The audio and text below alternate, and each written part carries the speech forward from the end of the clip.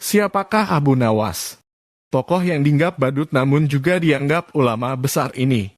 Sufi, tokoh super lucu yang tiada bandingnya ini aslinya orang Persia yang dilahirkan pada tahun 750 MD. Ahwad meninggal pada tahun 819 M di Baghdad. Setelah dewasa ia mengembara ke Basra dan Kufah. Di sana ia belajar bahasa Arab dan bergaul rapat sekali dengan orang-orang Baduy padang pasir. Karena pergaulannya itu ia mahir bahasa Arab dan adat istiadat dan kegemaran orang Arab, lah juga pandai bersyair, berpantun dan menyanyi. Lah sempat pulang ke negerinya, namun pergi lagi ke Baghdad bersama ayahnya, keduanya menghambakan diri kepada Sultan Harun al-Rasyid Raja Baghdad. Mari kita mulai kisah penggeli hati ini. Bapaknya Abu Nawas adalah penghulu kerajaan Baghdad bernama Maulana. Pada suatu hari bapaknya Abu Nawas yang sudah tua itu sakit parah dan akhirnya meninggal dunia. Abu Nawas dipanggil ke istana.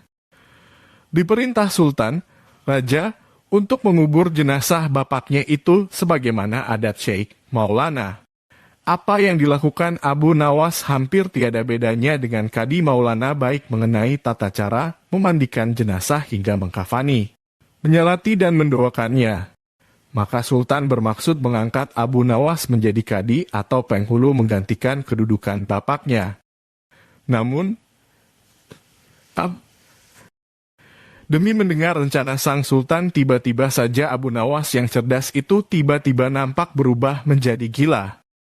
Usai upacara pemakaman bapaknya, Wallace mengambil sepotong batang pisang dan diperlakukannya seperti kuda. Ia menunggang kuda dari batang pisang itu sambil berlari-lari dari kuburan bapaknya menuju rumahnya. Orang yang melihat menjadi terheran-heran dibuatnya. Pada hari yang lain, ia mengajak anak-anak kecil dalam jumlah yang cukup banyak untuk pergi ke makam bapaknya. Dan di atas makam bapaknya itu, ia mengajak anak-anak bermain rebana dan bersukacita. Kini semua orang semakin heran atas kelakuan Abu Nawas itu. Mereka menganggap Abu Nawas sudah menjadi gila karena ditinggal mati oleh bapaknya. Pada suatu hari, ada beberapa orang utusan dari Sultan Harun al-Rasyid datang menemui Abu Nawas. "Hai Abu Nawas, kau dipanggil Sultan untuk menghadap ke istana," kata Wasir utusan Sultan. "Buat apa Sultan memanggilku? Aku tidak ada keperluan dengannya," jawab Abu Nawas dengan entengnya seperti tanpa beban. "Hai Abu Nawas, kau tidak boleh berkata seperti itu kepada rajamu. Hai Wasir, kau jangan banyak cakap. Cepat ambil ini kudaku ini dan mandikan di sungai supaya bersih dan segar," kata Abu Nawas sambil menyodorkan sebatang pohon pisang yang dijadikan kuda-kudaan. Si Wasir hanya geleng-geleng kepala melihat kelakuan Abu Nawas. "Wallace, kau mau apa tidak menghadap Sultan?" kata Wasir. "Katakan kepada rajamu, aku sudah tahu maka aku tidak mau," kata Abu Nawas. "Apa maksudnya Abu Nawas?" tanya Wasir dengan rasa penasaran. "Sudah pergi sana, bilang saja begitu kepada rajamu," sergah Abu Nawas sembari menyaruk debu dan dilempar ke arah si Wasir dan teman-temannya. Si Wasir segera menyingkir dari halaman rumah Abu Nawas. Mereka laporkan keadaan Abu Nawas yang seperti tak waras itu kepada Sultan Harun al-Rasyid. Dengan geram Sultan berkata, "Kalian bodoh semua, hanya menghadapkan Abu Nawas kemari saja tak becus. Ayo pergi sana ke rumah Abu Nawas, bawa dia kemari dengan sukarela ataupun terpaksa." Si Wasir segera mengajak beberapa prajurit istana. Dan dengan paksa Abu Nawas dihadirkan di hadapan raja. Namun lagi-lagi di depan raja Abu Nawas berlagak pilon bahkan tingkahnya ugal-ugalan tak selayaknya berada di hadapan seorang raja. Abu Nawas bersikaplah sopan tegur Baginda. "Ya Baginda, tahukah Anda apa Abu Nawas?" Baginda terasi itu asalnya dari udang. "Kurang ajar kau menghinaku Nawas." "Tidak Baginda." "Siapa bilang udang berasal dari terasi?" Baginda merasa dilecehkan, ia naik pitam dan segera memberi perintah kepada para pengawalnya. "Hajar dia, pukuli dia sebanyak 25 kali wah-wah." Nawas yang kurus kering itu akhirnya lemas tak berdaya dipukuli tentara yang bertubuh kekar. Usai dipukuli, Abu Nawas disuruh keluar istana. Ketika sampai di pintu gerbang kota, ia dicegat oleh penjaga. "Hai Abu Nawas, tempo hari ketika kau hendak masuk ke kota ini, kita telah mengadakan perjanjian. Masa kau lupa pada janjimu itu? Jika engkau diberi hadiah oleh Baginda, maka engkau berkata, aku bagi dua, engkau satu bagian, aku satu bagian. Nah, sekarang mana bagianku itu? Hai penjaga pintu gerbang, apakah kau benar-benar menginginkan hadiah Baginda yang diberikan kepada tadi?" "Lia, tentu itu kan sudah merupakan perjanjian kita. Baik, aku berikan semuanya, bukan hanya satu bagian." "Wah, ternyata kau baik hati Abu Nawas. Memang harusnya begitu, kau kan sudah sering menerima hadiah dari Baginda." Tanpa banyak cakap lagi, Abu Nawas mengambil sebatang kayu yang agak besar, lalu orang itu dipukulinya sebanyak 25 kali. Tentu saja orang itu menjerit-jerit kesakitan dan menganggap Abu Nawas telah menjadi gila. Setelah penunggu gerbang kota itu kelengar, Abu Nawas meninggalkannya begitu saja. Ia terus melangkah pulang ke rumahnya. Sementara itu si penjaga pintu gerbang mengadukan nasibnya kepada Sultan Harun al-Rashid. "Ya, tuanku Syah Alam, ampun beribu ampun. Hamba datang kemari mengadukan Abu Nawas yang telah memukul hamba sebanyak 25 kali tanpa suatu kesalahan. Hamba mohon keadilan dari tuanku Baginda." Baginda segera memerintahkan pengawal untuk memanggil Abu Nawas. Setelah Abu Nawas berada di hadapan Baginda, ia ditanya, "Hai Abu Nawas, benarkah kau telah memukuli penunggu pintu gerbang kota ini sebanyak 25 kali pukulan?" Berkata Abu Nawas, "Ampun tuanku, hamba melakukannya karena sudah sepatutnya dia menerima pukulan itu." "Apa maksudmu? Coba kau jelaskan sebab musababnya kau memukuli orang itu," tanya Baginda. "Tuanku," kata Abu Nawas, "hamba dan penunggu pintu gerbang ini telah mengadakan perjanjian bahwa jika hamba diberi hadiah oleh Baginda, maka hadiah tersebut akan dibagi dua. Satu bagian untuknya, satu bagian untuk saya. Nah, pagi tadi hamba menerima hadiah 25 kali pukulan, maka saya berikan pula hadiah 25 kali pukulan kepadanya. Hai penunggu pintu gerbang, benarkah kau telah mengadakan perjanjian seperti itu dengan Abu Nawas?" Tanya Baginda. "Benar tuanku," jawab penunggu pintu gerbang. "Tapi hamba tiada mengira jika Baginda memberikan hadiah pukulan." "Hai, dasar tukang peras, sekarang kena batunya kau," sahut Baginda.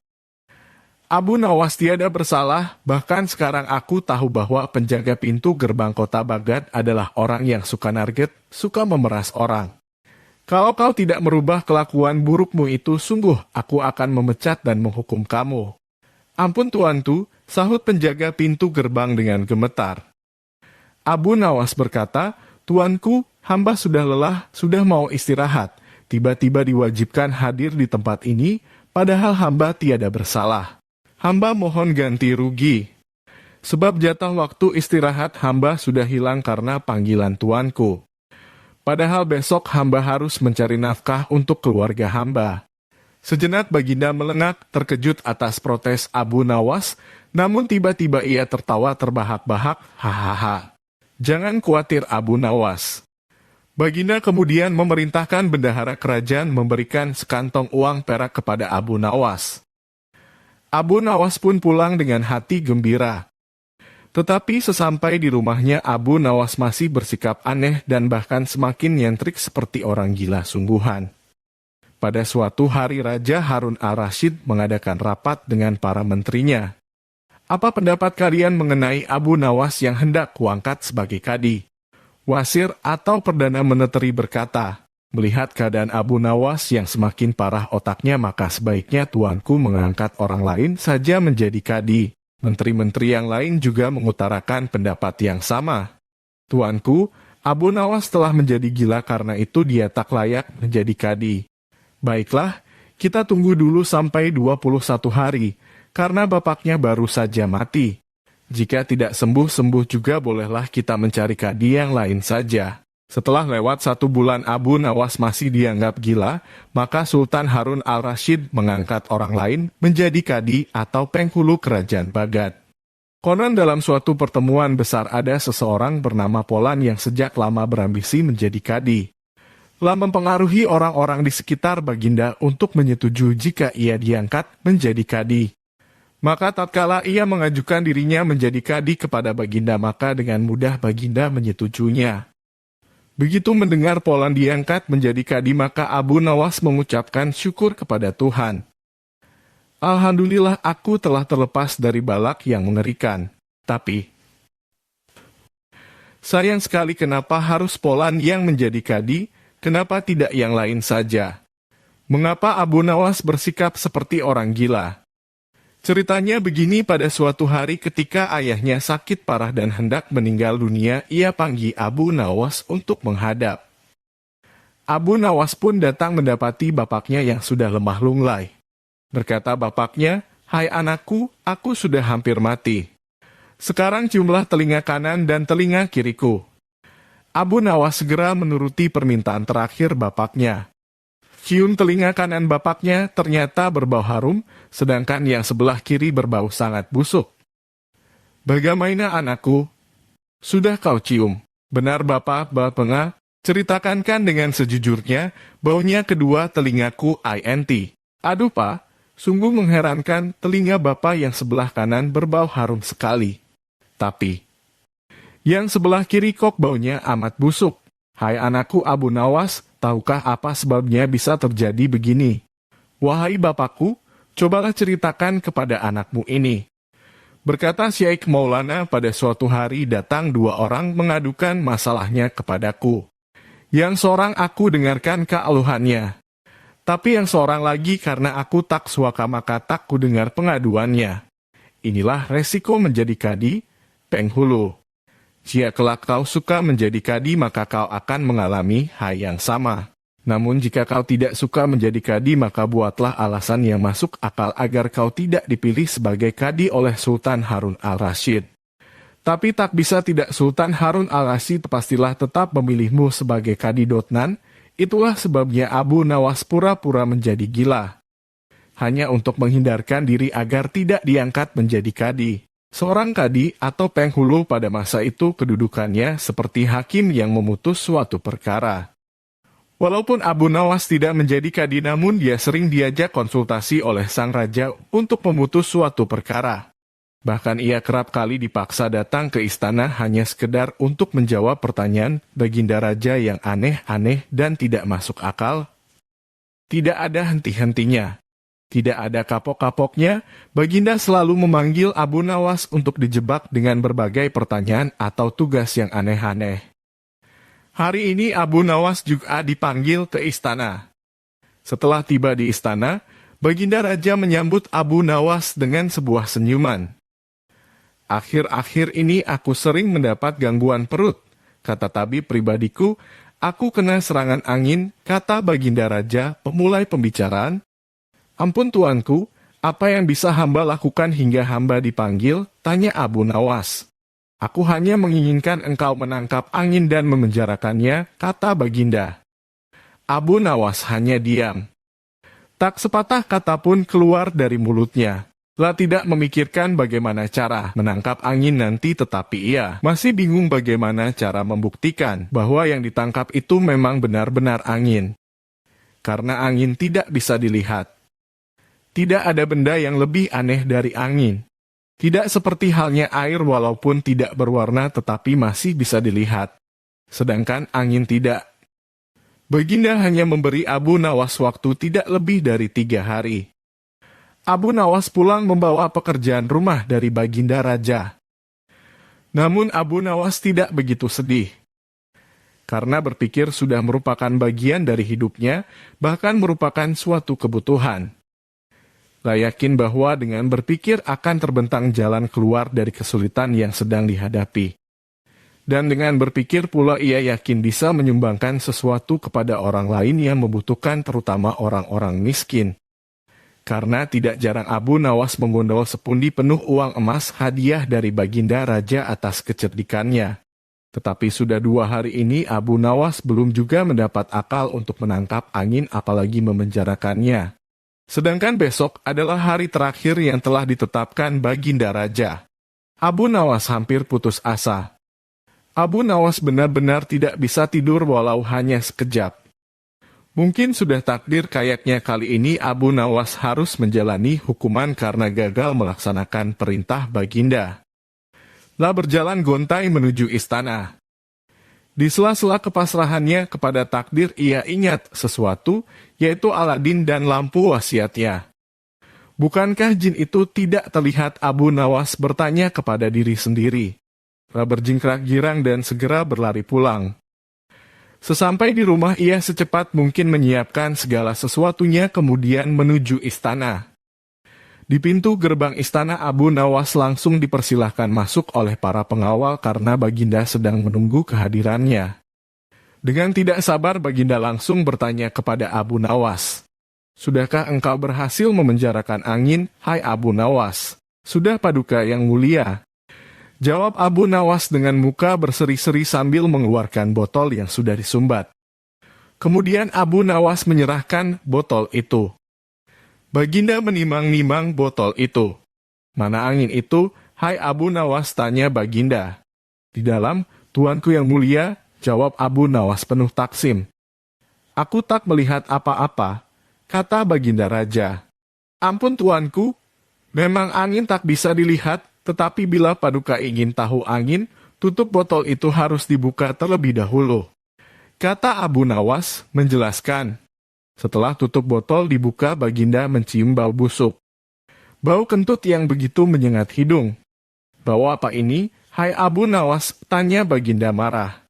Ampun Tuanku yang mulia, tadi hamba buang angin dan hamba masukkan ke dalam botol. Karena hamba takut angin yang hamba buang itu keluar, maka hamba memenjarakannya dengan cara menyumbat mulut botol. Kata Abu Nawas ketakutan. Tetapi Baginda tidak jadi marah karena penjelasan Abu Nawas memang masuk akal. Dan untuk kesekian kali Abu Nawas selamat. Melihat ayam betinanya bertelur, Baginda tersenyum. Beliau memanggil pengawal agar mengumumkan kepada rakyat bahwa kerajaan mengadakan sayembara untuk umum. Sayembara itu berupa pertanyaan yang mudah tetapi memerlukan jawaban yang tepat dan masuk akal.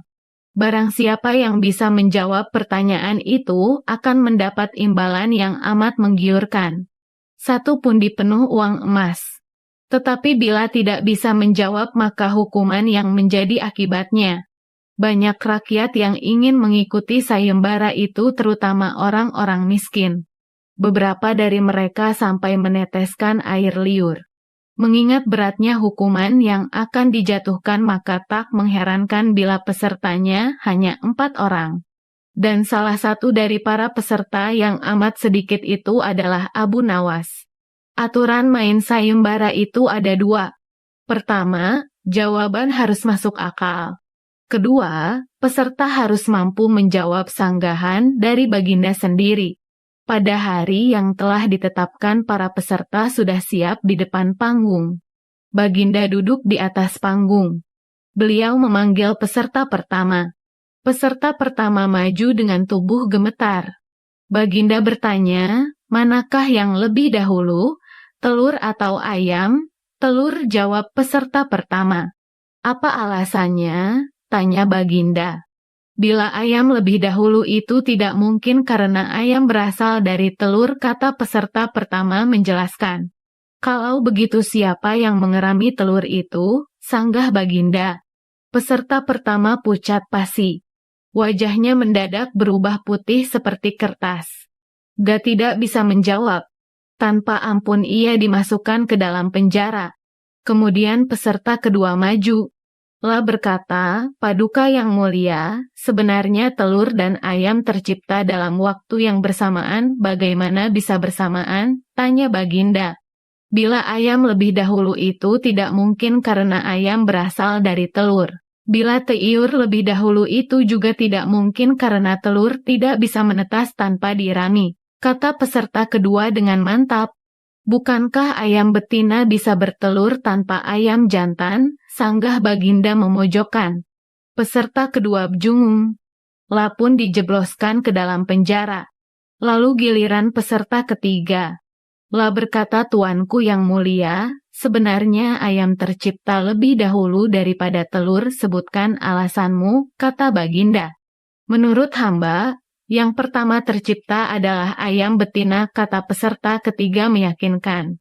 Lalu bagaimana ayam betina bisa beranak pinak seperti sekarang, sedangkan ayam jantan tidak ada, kata Baginda memancing. Ayam betina bisa bertelur tanpa ayam jantan. Telur dirami sendiri, lalu menetas dan menurunkan anak ayam jantan. Kemudian menjadi ayam jantan dewasa dan mengawini induknya sendiri. Peserta ketiga berusaha menjelaskan. Bagaimana bila ayam betina mati sebelum ayam jantan yang sudah dewasa sempat mengawininya? Peserta ketiga pun tidak bisa menjawab sanggahan Baginda. La pun dimasukkan ke penjara. Kini tiba giliran Abu Nawas. La berkata, yang pasti adalah telur dulu, baru ayam. Coba terangkan secara logis. Kata Baginda ingin tahu ayam bisa mengenal telur, sebaliknya telur tidak mengenal ayam, kata Abu Nawas singkat. Agak lama Baginda Raja merenung. Kali ini Baginda tidak nyanggah alasan Abu Nawas. Mimpi buruk yang dialami Baginda Raja Harun al-Rasyid tadi malam menyebabkan Abu Nawas diusir dari negeri Baghdad. Abu Nawas tidak berdaya. Bagaimanapun ia harus segera menyingkir meninggalkan negeri Baghdad hanya karena mimpi. Masih jelas terngiang-ngiang kata-kata Baginda Raja di telinga Abu Nawas. Tadi malam aku bermimpi bertemu dengan seorang laki-laki tua. La mengenakan jubah putih. La berkata bahwa negerinya akan ditimpa bencana bila orang yang bernama Abu Nawas masih tetap tinggal di negeri ini. La harus diusir dari negeri ini sebab orang itu membawa kesialan. Ia boleh kembali ke negerinya dengan syarat tidak boleh dengan berjalan kaki, berlari, merangkak, melompat-lompat dan menunggang keledai atau binatang tunggangan yang lain. Dengan bekal yang diperkirakan cukup, Abu Nawas mulai meninggalkan rumah dan istrinya. Istri Abu Nawas hanya bisa mengiringi kepergian suaminya dengan derayan air mata. Sudah 2 hari penuh Abu Nawas mengendarai keledainya. Bekal yang dibawanya mulai menipis. Abu Nawas tidak terlalu meresapi pengusiran dirinya dengan kesedihan yang terlalu mendalam. Sebaliknya Abu Nawas merasa bertambah yakin bahwa Tuhan yang Maha Perkasa akan segera menotong keluar dari kesulitan yang sedang melilit pikirannya. Bukankah tiada seorang teman pun yang lebih baik daripada Allah SWT dalam saat-saat seperti itu?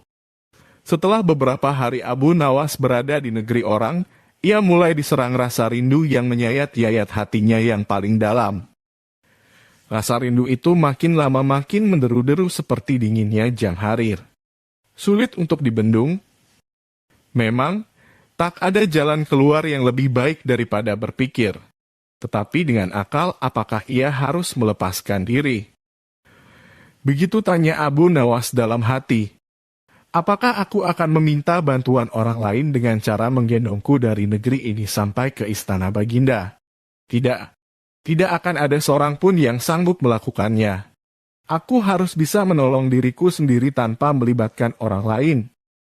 Pada hari ke-19, Abu Nawas menemukan cara lain yang tidak termasuk larangan Baginda Raja Harun al-Rasyid. Setelah segala sesuatunya dipersiapkan, Abu Nawas berangkat menuju ke negerinya sendiri. Rasa rindu dan senang menggumpal menjadi satu. Kerinduan yang selama ini melecut-lecut semakin menggila karena Abu Nawas tahu sudah semakin dekat dengan kampung halaman. Mengetahui Abu Nawas bisa pulang kembali, penduduk negeri gembira. Desas-desus tentang kembalinya Abu Nawas segera menyebar secepat bau semerbak bunga yang menyerbu hidung. Kabar kepulangan Abu Nawas juga sampai ke telinga Baginda Harun al-Rasyid. Baginda juga merasa gembi mendengar berita itu, tetapi dengan alasan yang sama sekali berbeda. Rakyat gembira melihat Abu Nawas pulang kembali karena mereka mencintainya. Sedangkan Baginda Raja gembira mendengar Abu Nawas pulang kembali karena beliau merasa yakin kali ini pasti Abu Nawas tidak akan bisa mengelak dari hukuman. Namun Baginda amat kecewa dan merasa terpukul melihat cara Abu Nawas pulang ke negerinya. Baginda sama sekali tidak pernah membayangkan kalau Abu Nawas ternyata bergelayut di bawah perut keledai. Sehingga Abu Nawas terlepas dari sanksi hukuman yang akan dijatuhkan karena memang tidak bisa dikatakan Tiah melanggar larangan Baginda Raja. Karena Abu Nawas tidak mengendarai keledai, Baginda Raja Harun al-Rasyid kelihatan murung. Semua menterinya tidak ada yang sanggup menemukan jawaban dari dua pertanyaan Baginda. Bahkan para penasihat kerajaan pun merasa tidak mampu memberi penjelasan yang memuaskan Baginda. Padahal Baginda sendiri ingin mengetahui jawaban yang sebenarnya. Mungkin karena amat penasaran, para penasihat Baginda menyarankan agar Abu Nawas saja yang memecahkan dua teka-teki yang membingungkan itu. Tidak begitu lama Abu Nawas dihadapkan. Baginda mengatakan bahwa akhir-akhir ini ia sulit tidur karena diganggu oleh keingintahuan menyingkap dua rahasia alam. Tuanku yang mulia, sebenarnya rahasia alam yang manakah yang Paduka maksudkan, tanya Abu Nawas ingin tahu. Aku memanggilmu untuk menemukan jawaban dari dua teka-teki yang selama ini menggoda pikiranku, kata Baginda. Bolehkah hamba mengetahui kedua teka-teki itu, wahai Paduka junjungan hamba? Yang pertama, di manakah sebenarnya batas jagat raya ciptaan Tuhan kita? Tanya Baginda. Di dalam pikiran, wahai Paduka yang mulia. Jawab Abu Nawas tanpa sedikit pun perasaan ragu, Tuanku yang mulia. Lanjut Abu Nawas, ketidakterbatasan itu ada karena adanya keterbatasan. Dan keterbatasan itu ditanamkan oleh Tuhan di dalam otak manusia. Dari itu manusia tidak akan pernah tahu di mana batas jagat raya ini. Sesuatu yang terbatas tentu tak akan mampu mengukur sesuatu yang tidak terbatas. Baginda mulai tersenyum karena merasa puas mendengar penjelasan Abu Nawas yang masuk akal. Kemudian Baginda melanjutkan teka-teki yang kedua. Wahai Abu Nawas, manakah yang lebih banyak jumlahnya bintang-bintang di langit, ataukah ikan-ikan di laut? Ikan-ikan di laut. Jawab Abu Nawas dengan tangkas. Bagaimana kau bisa langsung memutuskan begitu? Apakah engkau pernah menghitung jumlah mereka? Tanya Baginda heran. Paduka yang mulia, bukankah kita semua tahu bahwa ikan-ikan itu setiap hari ditangkapi dalam jumlah besar? Namun begitu jumlah mereka tetap banyak seolah-olah tidak pernah berkurang karena saking banyaknya. Sementara bintang-bintang itu tidak pernah rontok, jumlah mereka juga banyak. Jawab Abu Nawas meyakinkan. Seketika itu rasa penasaran yang selama ini menghantui Baginda sirna tak berbekas. Baginda Raja Harun al-Rasyid memberi hadiah Abu Nawas dan istrinya uang yang cukup banyak. Tidak seperti biasa, hari itu Baginda tiba-tiba ingin menyamar menjadi rakyat biasa. Beliau ingin menyaksikan kehidupan di luar istana tanpa sepengetahuan siapapun agar lebih leluasa bergerak. Baginda mulai keluar istana dengan pakaian yang amat sederhana layaknya seperti rakyat jelata. Di sebuah perkampungan beliau melihat beberapa orang berkumpul. Setelah Baginda mendekat, ternyata seorang ulama sedang menyampaikan kuliah tentang alam barzakh. Tiba-tiba ada seorang yang datang dan bergabung di situ, lalu bertanya kepada ulama itu. Kami menyaksikan orang kafir pada suatu waktu dan mengintip kuburnya. Tetapi kami tiada mendengar mereka berteriak dan tidak pula melihat penyiksaan-penyiksaan yang katanya sedang dialaminya. Maka bagaimana cara membeberkan sesuatu yang tidak sesuai dengan yang dilihat mata? Ulama itu berpikir sejenak kemudian ia berkata, untuk mengetahui yang demikian itu harus dengan panca indera yang lain. Ingatkah kamu dengan orang yang sedang tidur? Ia kadangkala bermimpi dalam tidurnya digigit ular, diganggu dan sebagainya. Ia juga merasa sakit dan takut ketika itu bahkan memekik dan keringat bercucuran pada keningnya. Ia merasakan hal semacam itu seperti ketika tidak tidur. Sedangkan engkau yang duduk di dekatnya menyaksikan keadaannya seolah-olah tidak ada apa-apa.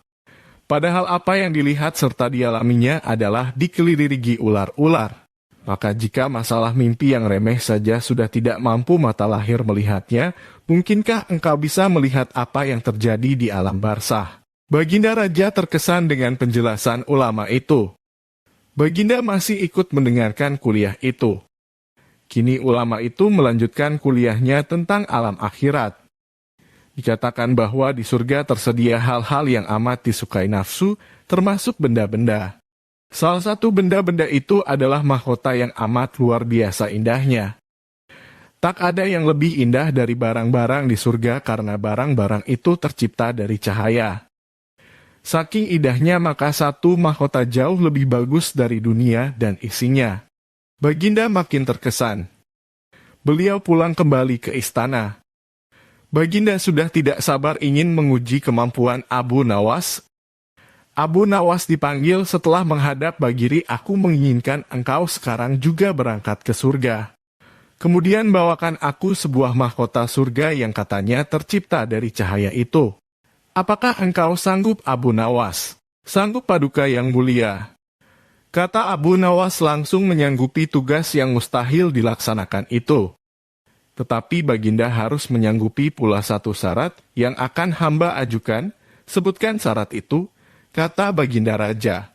Hamba mohon Baginda menyediakan pintunya agar hamba bisa memasukinya. Pintu apa, tanya Baginda belum mengerti. Pintu alam akhirat. Jawab Abu Nawas, apa itu? Tanya Baginda, ingin tahu, kiamat, wahai Paduka yang mulia. Masing-masing alam mempunyai pintu. Pintu alam dunia adalah lian peranakan ibu. Pintu alam barzah adalah kematian. Dan pintu alam akhirat adalah kiamat. Surga berada di alam akhirat. Bila Baginda masih tetap menghendaki hamba mengambilkan sebuah mahkota di surga, maka dunia harus kiamat terlebih dahulu. Mendengar penjelasan Abu Nawas, Baginda Raja terdiam. Di sela-sela kebingungan Baginda Raja Harun al-Rashid, Abu Nawas bertanya lagi, masihkah Baginda menginginkan mahkota dari surga? Baginda Raja tidak menjawab, beliau diam 1000 bahasa, sejenak kemudian Abu Nawas mohon diri karena Abu Nawas sudah tahu jawabnya. Kadangkala untuk menunjukkan sesuatu kepada sang raja, Abu Nawas tidak bisa hanya sekedar melaporkannya secara lisan. Raja harus mengetahuinya dengan mata kepala sendiri, bahwa masih banyak di antara rakyatnya yang hidup sengsara. Ada saja praktek jual beli budak. Dengan tekad yang amat bulat Abu Nawas merencanakan menjuai Baginda Raja. Karena menurut Abu Nawas hanya Baginda Raja yang paling patut untuk dijual. Bukankah selama ini Baginda Raja selalu mempermainkan dirinya dan menyengsarakan pikirannya? Maka sudah sepantasnya lah kalau sekarang giliran Abu Nawas mengerjai Baginda Raja. Abu Nawas menghadap dan berkata kepada Baginda Raja Harun al-Rashid, ada sesuatu yang amat menarik yang akan hamba sampaikan hanya kepada Paduka yang mulia, tertarik. Apa itu wahai Abu Nawas? Tanya Baginda langsung sesuatu yang hamba yakin belum pernah terlintas di dalam benak Paduka yang mulia. Kata Abu Nawas meyakinkan. Kalau begitu cepatlah ajak aku ke sana untuk menyaksikannya, kata Baginda Raja tanpa rasa curiga sedikit pun.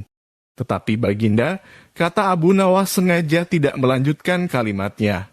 Tetapi apa, tanya Baginda tidak sabar. Bila Baginda tidak menyamar sebagai rakyat biasa maka pasti nanti orang-orang akan banyak yang ikut menyaksikan benda ajaib itu, kata Abu Nawas. Karena begitu besar keingintahuan Baginda Raja, maka beliau bersedia menyamar sebagai rakyat biasa seperti yang diusulkan Abu Nawas. Kemudian Abu Nawas dan Baginda Raja Harun al-Rashid berangkat menuju ke sebuah hutan. Setibanya di hutan, Abu Nawas mengajak Baginda Raja mendekati sebuah pohon yang rindang dan memohon Baginda Raja menunggu di situ. Sementara itu Abu Nawas menemui seorang badui yang pekerjaannya menjual budak.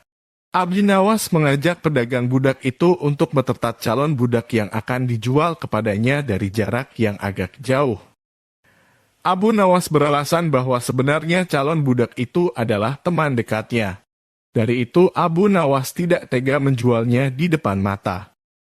Setelah pedagang budak itu memperhatikan dari kejauhan, ia merasa cocok. Abu Nawas pun membuatkan surat kuasa yang menyatakan bahwa pedagang budak sekarang mempunyai hak penuh atas orang yang sedang duduk di bawah pohon rindang itu. Abu Nawas pergi begitu menerima beberapa keping uang emas dari pedagang budak itu. Baginda Raja masih menunggu Abu Nawas di situ ketika pedagang budak menghampirinya. Lah belum tahu mengapa Abu Nawas belum juga menampakkan batang hidungnya. Baginda juga merasa heran mengapa ada orang lain di situ. "Siapa engkau?" tanya Baginda Raja kepada pedagang budak. "Aku adalah tuanmu sekarang," kata pedagang budak itu agak kasar.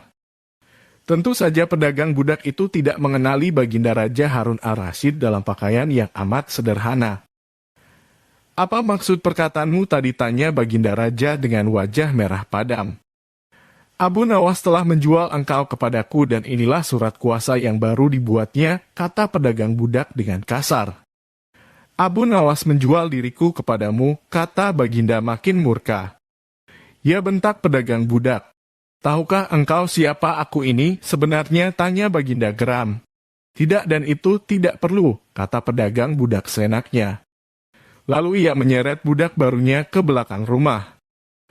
Sultan Harun al-Rasyid diberi parang dan diperintahkan untuk membelah kayu. Begitu banyak tumpukan kayu di belakang rumah Badui itu sehingga memandangnya saja Sultan Harun al-Rasyid sudah merasa ngeri. Apalagi harus mengerjakannya. "Ayo kerjakan."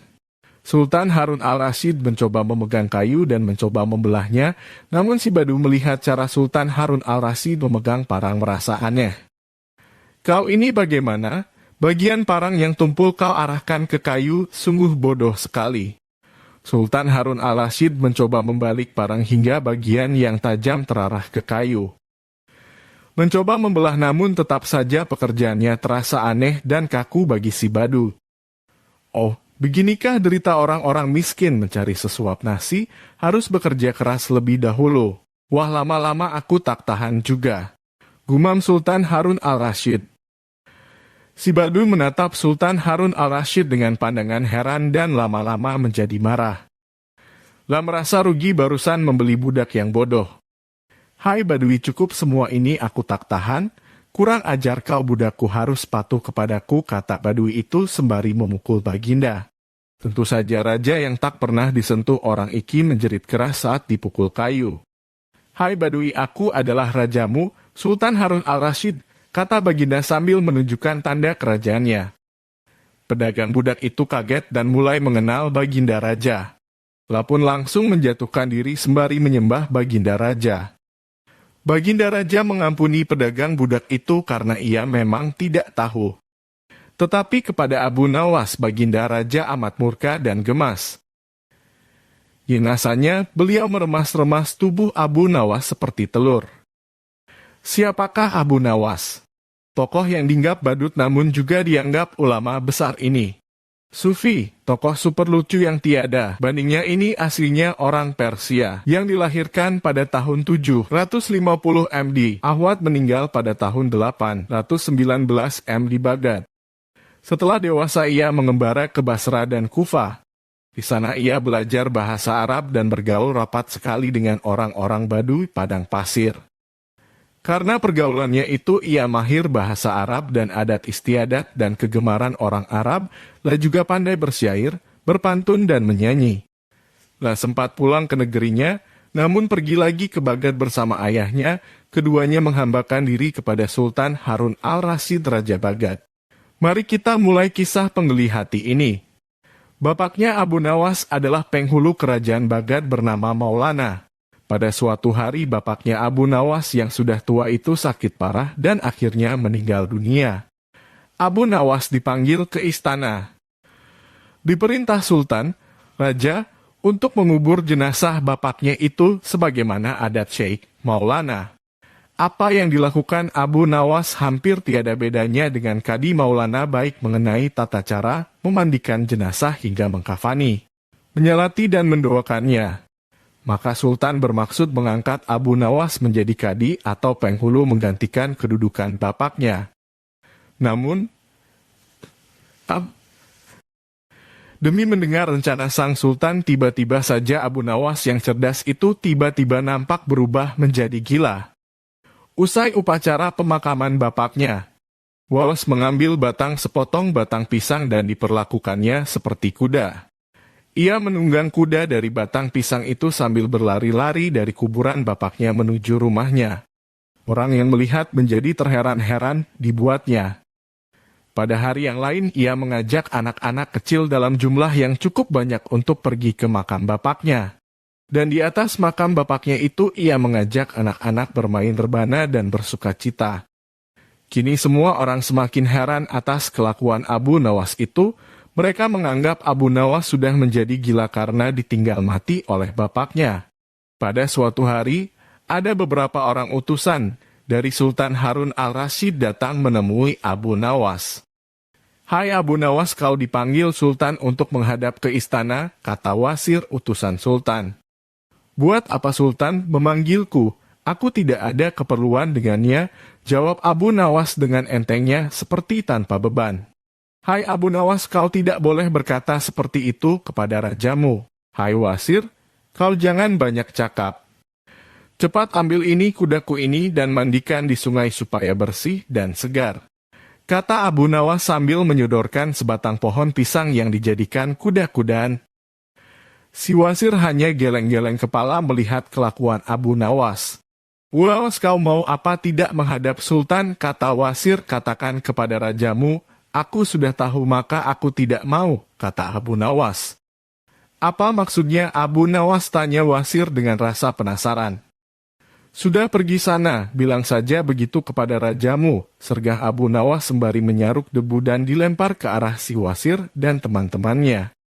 Si Wasir segera menyingkir dari halaman rumah Abu Nawas. Mereka laporkan keadaan Abu Nawas yang seperti tak waras itu kepada Sultan Harun al-Rasyid. Dengan geram Sultan berkata, "Kalian bodoh semua, hanya menghadapkan Abu Nawas kemari saja tak becus. Ayo pergi sana ke rumah Abu Nawas, bawa dia kemari dengan sukarela ataupun terpaksa." Si Wasir segera mengajak beberapa prajurit istana. Dan dengan paksa Abu Nawas dihadirkan di hadapan raja. Namun lagi-lagi di depan raja, Abu Nawas berlagak pilon, bahkan tingkahnya ugal-ugalan tak selayaknya berada di hadapan seorang raja. Abu Nawas bersikaplah sopan, tegur Baginda. "Ya Baginda, tahukah Anda apa Abu Nawas?" Baginda terasi itu asalnya dari udang. "Kurang ajar kau menghinaku Nawas." "Tidak Baginda." "Siapa bilang udang berasal dari terasi?" Baginda merasa dilecehkan, ia naik pitam dan segera memberi perintah kepada para pengawalnya. "Hajar dia, pukuli dia sebanyak 25 kali wah-wah." Nawas yang kurus kering itu akhirnya lemas tak berdaya dipukuli tentara yang bertubuh kekar. Usai dipukuli, Abu Nawas disuruh keluar istana. Ketika sampai di pintu gerbang kota, ia dicegat oleh penjaga. "Hai Abu Nawas, tempo hari ketika kau hendak masuk ke kota ini, kita telah mengadakan perjanjian. Masa kau lupa pada janjimu itu? Jika engkau diberi hadiah oleh Baginda, maka engkau berkata, 'Aku bagi dua, engkau satu bagian, aku satu bagian.' Nah, sekarang mana bagianku itu? Hai penjaga pintu gerbang, apakah kau benar-benar menginginkan hadiah Baginda yang diberikan kepada tadi?" "Ya, tentu itu kan sudah merupakan perjanjian kita." "Baik, aku berikan semuanya, bukan hanya satu bagian." "Wah, ternyata kau baik hati Abu Nawas. Memang harusnya begitu, kau kan sudah sering menerima hadiah dari Baginda." Tanpa banyak cakap lagi, Abu Nawas mengambil sebatang kayu yang agak besar, lalu orang itu dipukulinya sebanyak 25 kali. Tentu saja orang itu menjerit-jerit kesakitan dan menganggap Abu Nawas telah menjadi gila.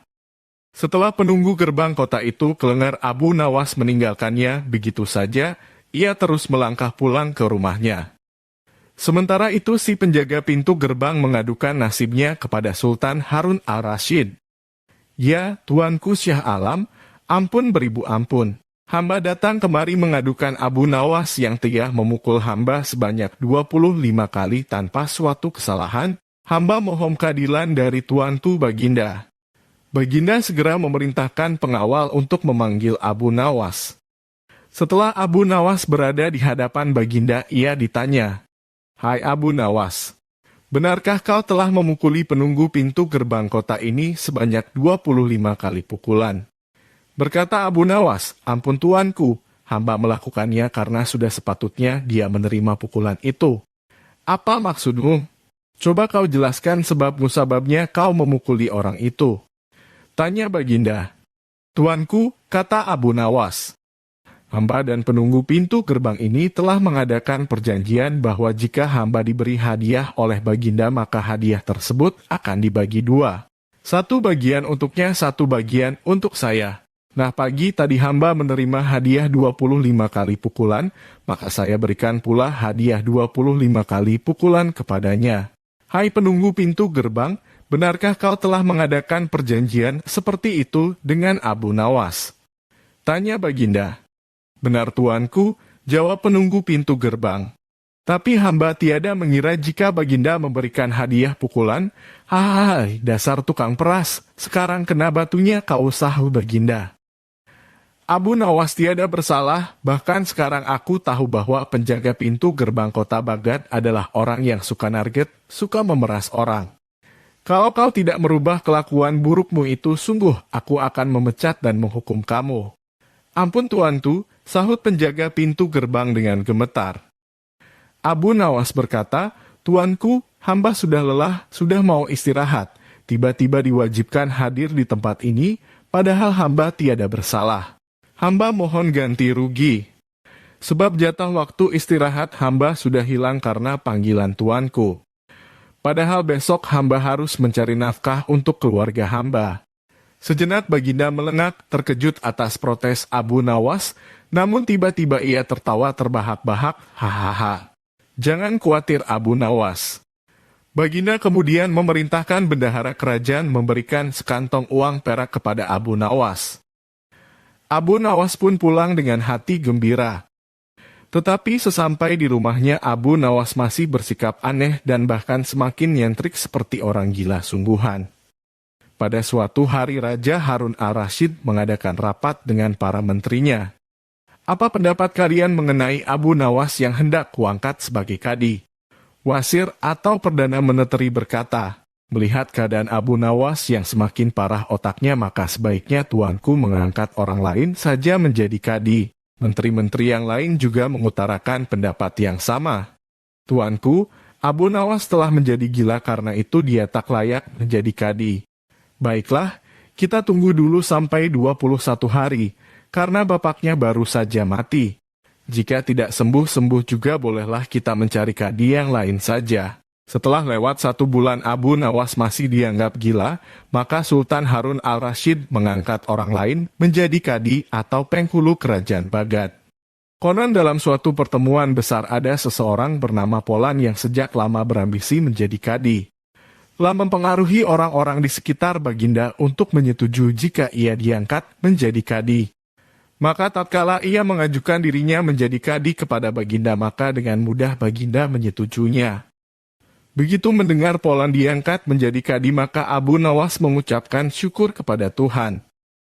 Alhamdulillah aku telah terlepas dari balak yang mengerikan. Tapi, sayang sekali kenapa harus Polan yang menjadi kadi? Kenapa tidak yang lain saja? Mengapa Abu Nawas bersikap seperti orang gila? Ceritanya begini, pada suatu hari ketika ayahnya sakit parah dan hendak meninggal dunia, ia panggil Abu Nawas untuk menghadap. Abu Nawas pun datang mendapati bapaknya yang sudah lemah lunglai. Berkata bapaknya, "Hai anakku, aku sudah hampir mati. Sekarang ciumlah telinga kanan dan telinga kiriku." Abu Nawas segera menuruti permintaan terakhir bapaknya. Cium telinga kanan bapaknya ternyata berbau harum, sedangkan yang sebelah kiri berbau sangat busuk. "Bagaimana anakku? Sudah kau cium?" "Benar bapak, Bapengah. Ceritakan dengan sejujurnya, baunya kedua telingaku INT. Aduh pak, sungguh mengherankan, telinga bapak yang sebelah kanan berbau harum sekali. Tapi yang sebelah kiri kok baunya amat busuk. Hai anakku Abu Nawas, tahukah apa sebabnya bisa terjadi begini?" "Wahai bapakku, cobalah ceritakan kepada anakmu ini." Berkata Syekh Maulana, pada suatu hari datang 2 orang mengadukan masalahnya kepadaku. Yang seorang aku dengarkan keluhannya, tapi yang seorang lagi karena aku tak suaka maka tak ku dengar pengaduannya.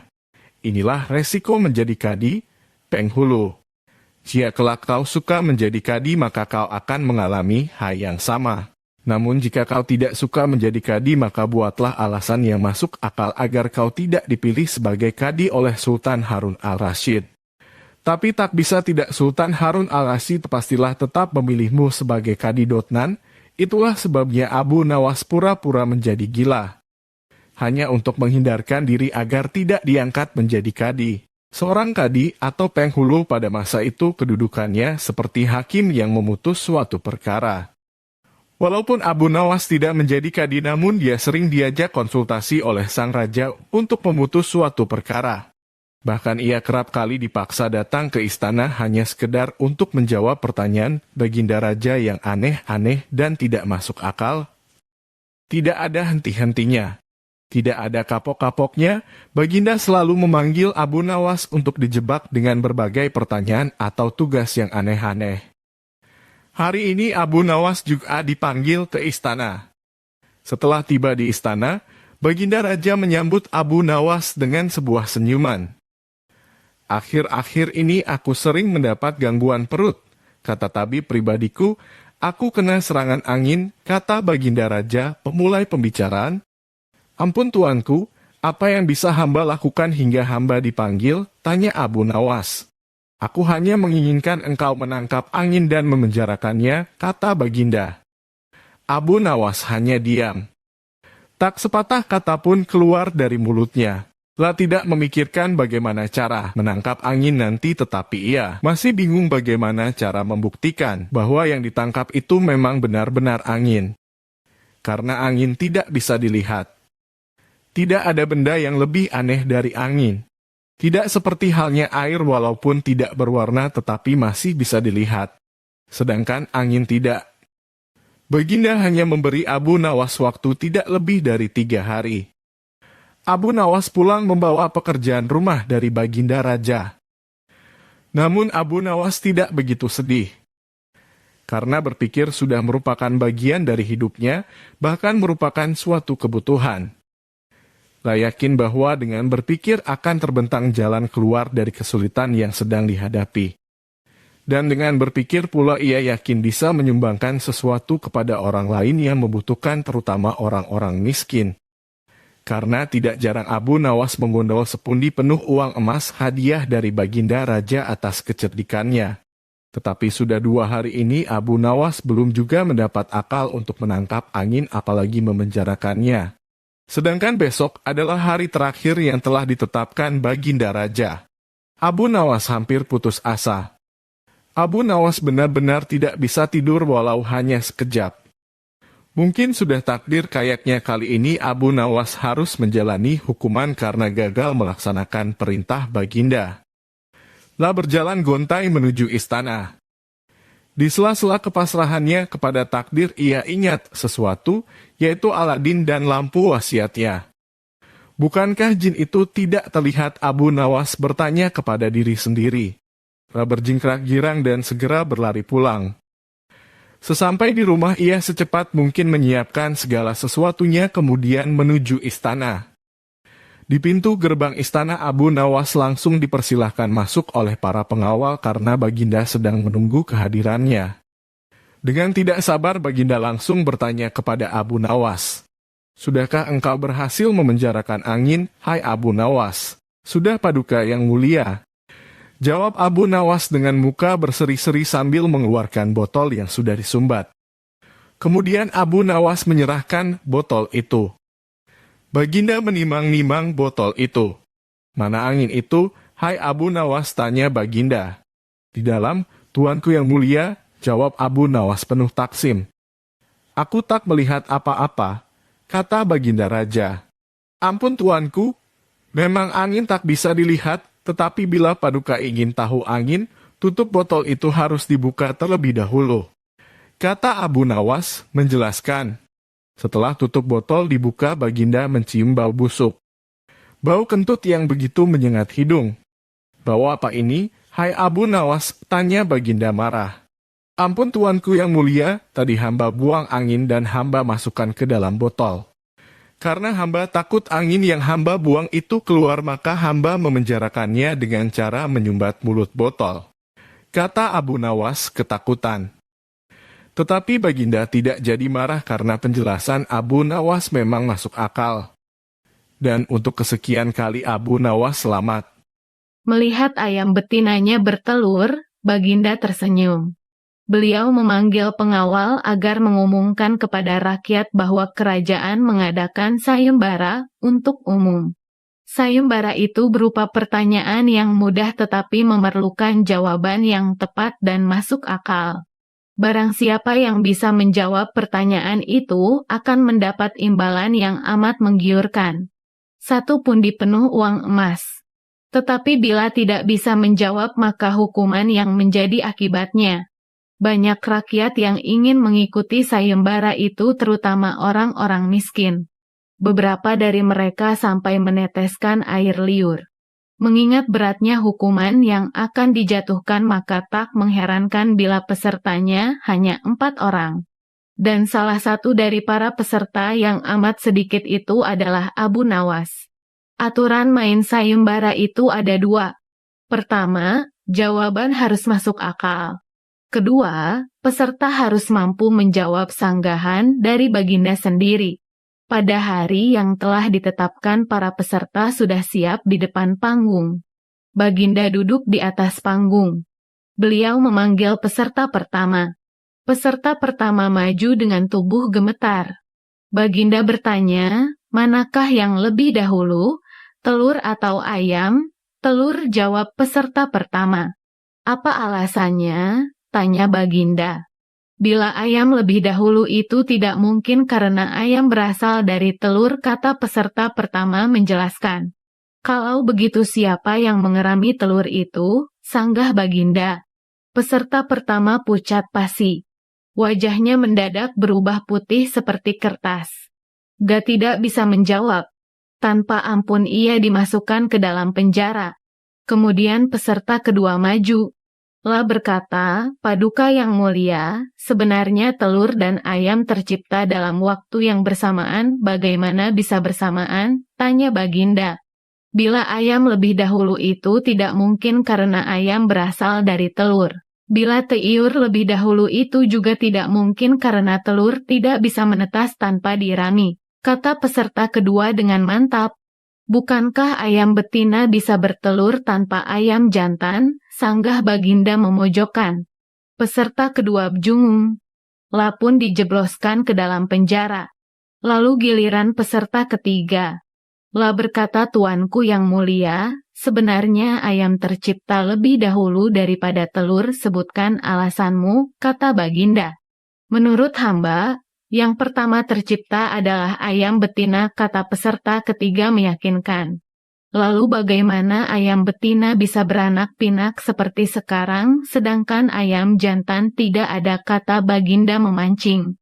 Ayam betina bisa bertelur tanpa ayam jantan. Telur dirami sendiri, lalu menetas dan menurunkan anak ayam jantan. Kemudian menjadi ayam jantan dewasa dan mengawini induknya sendiri. Peserta ketiga berusaha menjelaskan. Bagaimana bila ayam betina mati sebelum ayam jantan yang sudah dewasa sempat mengawininya? Peserta ketiga pun tidak bisa menjawab sanggahan Baginda. Lah pun dimasukkan ke penjara. Kini tiba giliran Abu Nawas. Lah berkata, yang pasti adalah telur dulu, baru ayam. Coba terangkan secara logis. Kata Baginda ingin tahu ayam bisa mengenal telur, sebaliknya telur tidak mengenal ayam. Kata Abu Nawas singkat. Agak lama Baginda Raja merenung. Kali ini Baginda tidak nyanggah alasan Abu Nawas. Mimpi buruk yang dialami Baginda Raja Harun al-Rasyid tadi malam menyebabkan Abu Nawas diusir dari negeri Baghdad. Abu Nawas tidak berdaya. Bagaimanapun ia harus segera menyingkir meninggalkan negeri Baghdad hanya karena mimpi. Masih jelas terngiang-ngiang kata-kata Baginda Raja di telinga Abu Nawas. Tadi malam aku bermimpi bertemu dengan seorang laki-laki tua. Lah mengenakan jubah putih. Lah berkata bahwa negerinya akan ditimpa bencana bila orang yang bernama Abu Nawas masih tetap tinggal di negeri ini. Lah harus diusir dari negeri ini sebab orang itu membawa kesialan. Ia boleh kembali ke negerinya dengan syarat tidak boleh dengan berjalan kaki. berlari, merangkak, melompat-lompat dan menunggang keledai atau binatang tunggangan yang lain. Dengan bekal yang diperkirakan cukup, Abu Nawas mulai meninggalkan rumah dan istrinya. Istri Abu Nawas hanya bisa mengiringi kepergian suaminya dengan derayan air mata. Sudah 2 hari penuh Abu Nawas mengendarai keledainya. Bekal yang dibawanya mulai menipis. Abu Nawas tidak terlalu meresapi pengusiran dirinya dengan kesedihan yang terlalu mendalam. Sebaliknya, Abu Nawas merasa bertambah yakin bahwa Tuhan yang Maha Perkasa akan segera menotong keluar dari kesulitan yang sedang melilit pikirannya. Bukankah tiada seorang teman pun yang lebih baik daripada Allah SWT dalam saat-saat seperti itu? Setelah beberapa hari Abu Nawas berada di negeri orang, ia mulai diserang rasa rindu yang menyayat-yayat hatinya yang paling dalam. Rasa rindu itu makin lama makin menderu-deru seperti dinginnya jam harir. Sulit untuk dibendung. Memang, tak ada jalan keluar yang lebih baik daripada berpikir. Tetapi dengan akal, apakah ia harus melepaskan diri? Begitu tanya Abu Nawas dalam hati. Apakah aku akan meminta bantuan orang lain dengan cara menggendongku dari negeri ini sampai ke istana Baginda? Tidak. Tidak akan ada seorang pun yang sanggup melakukannya. Aku harus bisa menolong diriku sendiri tanpa melibatkan orang lain. Pada hari ke-19, Abu Nawas menemukan cara lain yang tidak termasuk larangan Baginda Raja Harun al-Rasyid. Setelah segala sesuatunya dipersiapkan, Abu Nawas berangkat menuju ke negerinya sendiri. Rasa rindu dan senang menggumpal menjadi satu. Kerinduan yang selama ini melecut-lecut semakin menggila karena Abu Nawas tahu sudah semakin dekat dengan kampung halaman. Mengetahui Abu Nawas bisa pulang kembali, penduduk negeri gembira. Desas-desus tentang kembalinya Abu Nawas segera menyebar secepat bau semerbak bunga yang menyerbu hidung. Kabar kepulangan Abu Nawas juga sampai ke telinga Baginda Harun al-Rasyid. Baginda juga merasa gembira mendengar berita itu, tetapi dengan alasan yang sama sekali berbeda. Rakyat gembira melihat Abu Nawas pulang kembali karena mereka mencintainya. Sedangkan Baginda Raja gembira mendengar Abu Nawas pulang kembali karena beliau merasa yakin kali ini pasti Abu Nawas tidak akan bisa mengelak dari hukuman. Namun Baginda amat kecewa dan merasa terpukul melihat cara Abu Nawas pulang ke negerinya. Baginda sama sekali tidak pernah membayangkan kalau Abu Nawas ternyata bergelayut di bawah perut keledai. Sehingga Abu Nawas terlepas dari sanksi hukuman yang akan dijatuhkan karena memang tidak bisa dikatakan dia melanggar larangan Baginda Raja.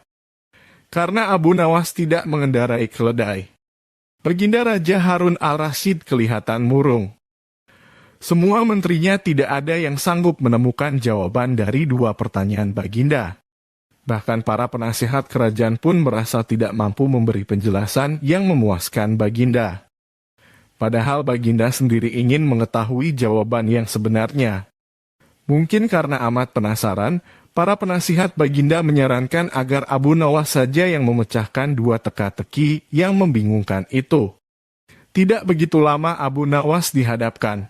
Baginda mengatakan bahwa akhir-akhir ini ia sulit tidur karena diganggu oleh keingintahuan menyingkap 2 rahasia alam.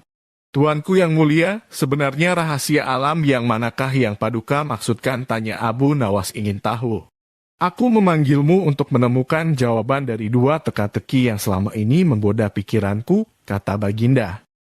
Bolehkah hamba mengetahui kedua teka-teki itu, wahai Paduka junjungan hamba? Yang pertama, di manakah sebenarnya batas jagat raya ciptaan Tuhan kita? Tanya Baginda. Di dalam pikiran, wahai Paduka yang mulia. Jawab Abu Nawas tanpa sedikit pun perasaan ragu, Tuanku yang mulia. Lanjut Abu Nawas, ketidakterbatasan itu ada karena adanya keterbatasan. Dan keterbatasan itu ditanamkan oleh Tuhan di dalam otak manusia. Dari itu manusia tidak akan pernah tahu di mana batas jagat raya ini. Sesuatu yang terbatas tentu tak akan mampu mengukur sesuatu yang tidak terbatas. Baginda mulai tersenyum karena merasa puas mendengar penjelasan Abu Nawas yang masuk akal. Kemudian Baginda melanjutkan teka-teki yang kedua. Wahai Abu Nawas, manakah yang lebih banyak jumlahnya bintang-bintang di langit, ataukah ikan-ikan di laut? ikan-ikan di laut. Jawab Abu Nawas dengan tangkas. Bagaimana kau bisa langsung memutuskan begitu? Apakah engkau pernah menghitung jumlah mereka? Tanya Baginda heran. Paduka yang mulia, bukankah kita semua tahu bahwa ikan-ikan itu setiap hari ditangkapi dalam jumlah besar? Namun begitu jumlah mereka tetap banyak, seolah-olah tidak pernah berkurang karena saking banyaknya. Sementara bintang-bintang itu tidak pernah rontok, jumlah mereka juga banyak. Jawab Abu Nawas meyakinkan. Seketika itu rasa penasaran yang selama ini menghantui Baginda Sirnatak berbekas. Baginda Raja Harun al-Rashid memberi hadiah Abu Nawas dan istrinya uang yang cukup banyak. Tidak seperti biasa, hari itu Baginda tiba-tiba ingin menyamar menjadi rakyat biasa. Beliau ingin menyaksikan kehidupan di luar istana tanpa sepengetahuan siapapun agar lebih leluasa bergerak. Baginda mulai keluar istana dengan pakaian yang amat sederhana layaknya seperti rakyat jelata. Di sebuah perkampungan beliau melihat beberapa orang berkumpul. Setelah Baginda mendekat, ternyata seorang ulama sedang menyampaikan kuliah tentang alam barzakh. Tiba-tiba ada seorang yang datang dan bergabung di situ, lalu bertanya kepada ulama itu. Kami menyaksikan orang kafir pada suatu waktu dan mengintip kuburnya. Tetapi kami tiada mendengar mereka berteriak dan tidak pula melihat penyiksaan-penyiksaan yang katanya sedang dialaminya. Maka bagaimana cara membeberkan sesuatu yang tidak sesuai dengan yang dilihat mata? Ulama itu berpikir sejenak kemudian ia berkata, untuk mengetahui yang demikian itu harus dengan panca indera yang lain. Ingatkah kamu dengan orang yang sedang tidur? Ia kadangkala bermimpi dalam tidurnya digigit ular, diganggu dan sebagainya. Ia juga merasa sakit dan takut ketika itu bahkan memekik dan keringat bercucuran pada keningnya. Lah merasakan hal semacam itu seperti ketika tidak tidur. Sedangkan engkau yang duduk di dekatnya menyaksikan keadaannya seolah-olah tidak ada apa-apa. Padahal apa yang dilihat serta dialaminya adalah dikelilingi ular-ular. Maka jika masalah mimpi yang remeh saja sudah tidak mampu mata lahir melihatnya, mungkinkah engkau bisa melihat apa yang terjadi di alam barzakh? Baginda Raja terkesan dengan penjelasan ulama itu. Baginda masih ikut mendengarkan kuliah itu. Kini ulama itu melanjutkan kuliahnya tentang alam akhirat. Dikatakan bahwa di surga tersedia hal-hal yang amat disukai nafsu, termasuk benda-benda. Salah satu benda-benda itu adalah mahkota yang amat luar biasa indahnya. Tak ada yang lebih indah dari barang-barang di surga karena barang-barang itu tercipta dari cahaya.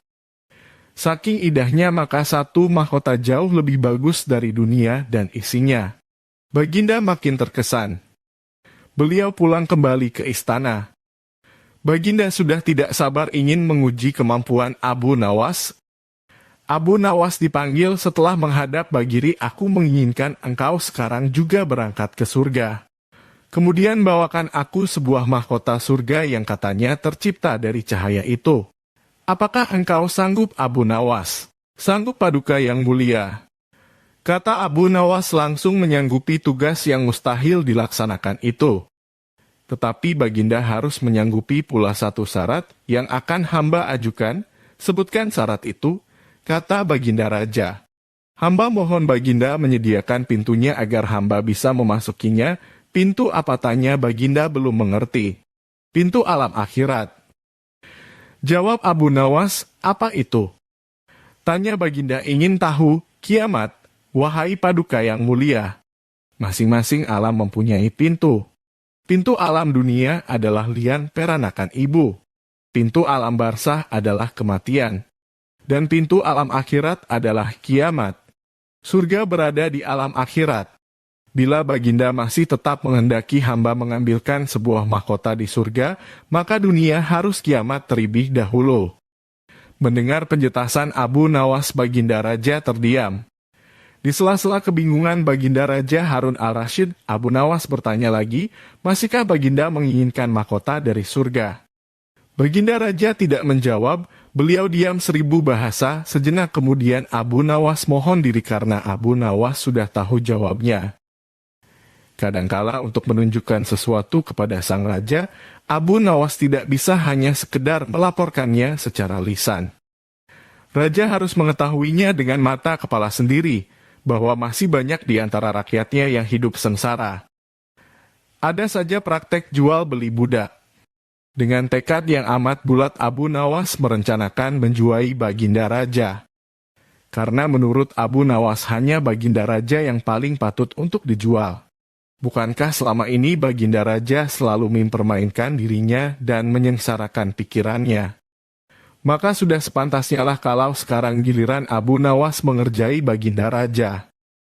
Abu Nawas menghadap dan berkata kepada Baginda Raja Harun al-Rasyid, "Ada sesuatu yang amat menarik yang akan hamba sampaikan hanya kepada Paduka yang mulia, tertarik." "Apa itu, wahai Abu Nawas?" Tanya Baginda langsung. "Sesuatu yang hamba yakin belum pernah terlintas di dalam benak Paduka yang mulia," kata Abu Nawas meyakinkan. "Kalau begitu cepatlah ajak aku ke sana untuk menyaksikannya," kata Baginda Raja tanpa rasa curiga sedikit pun.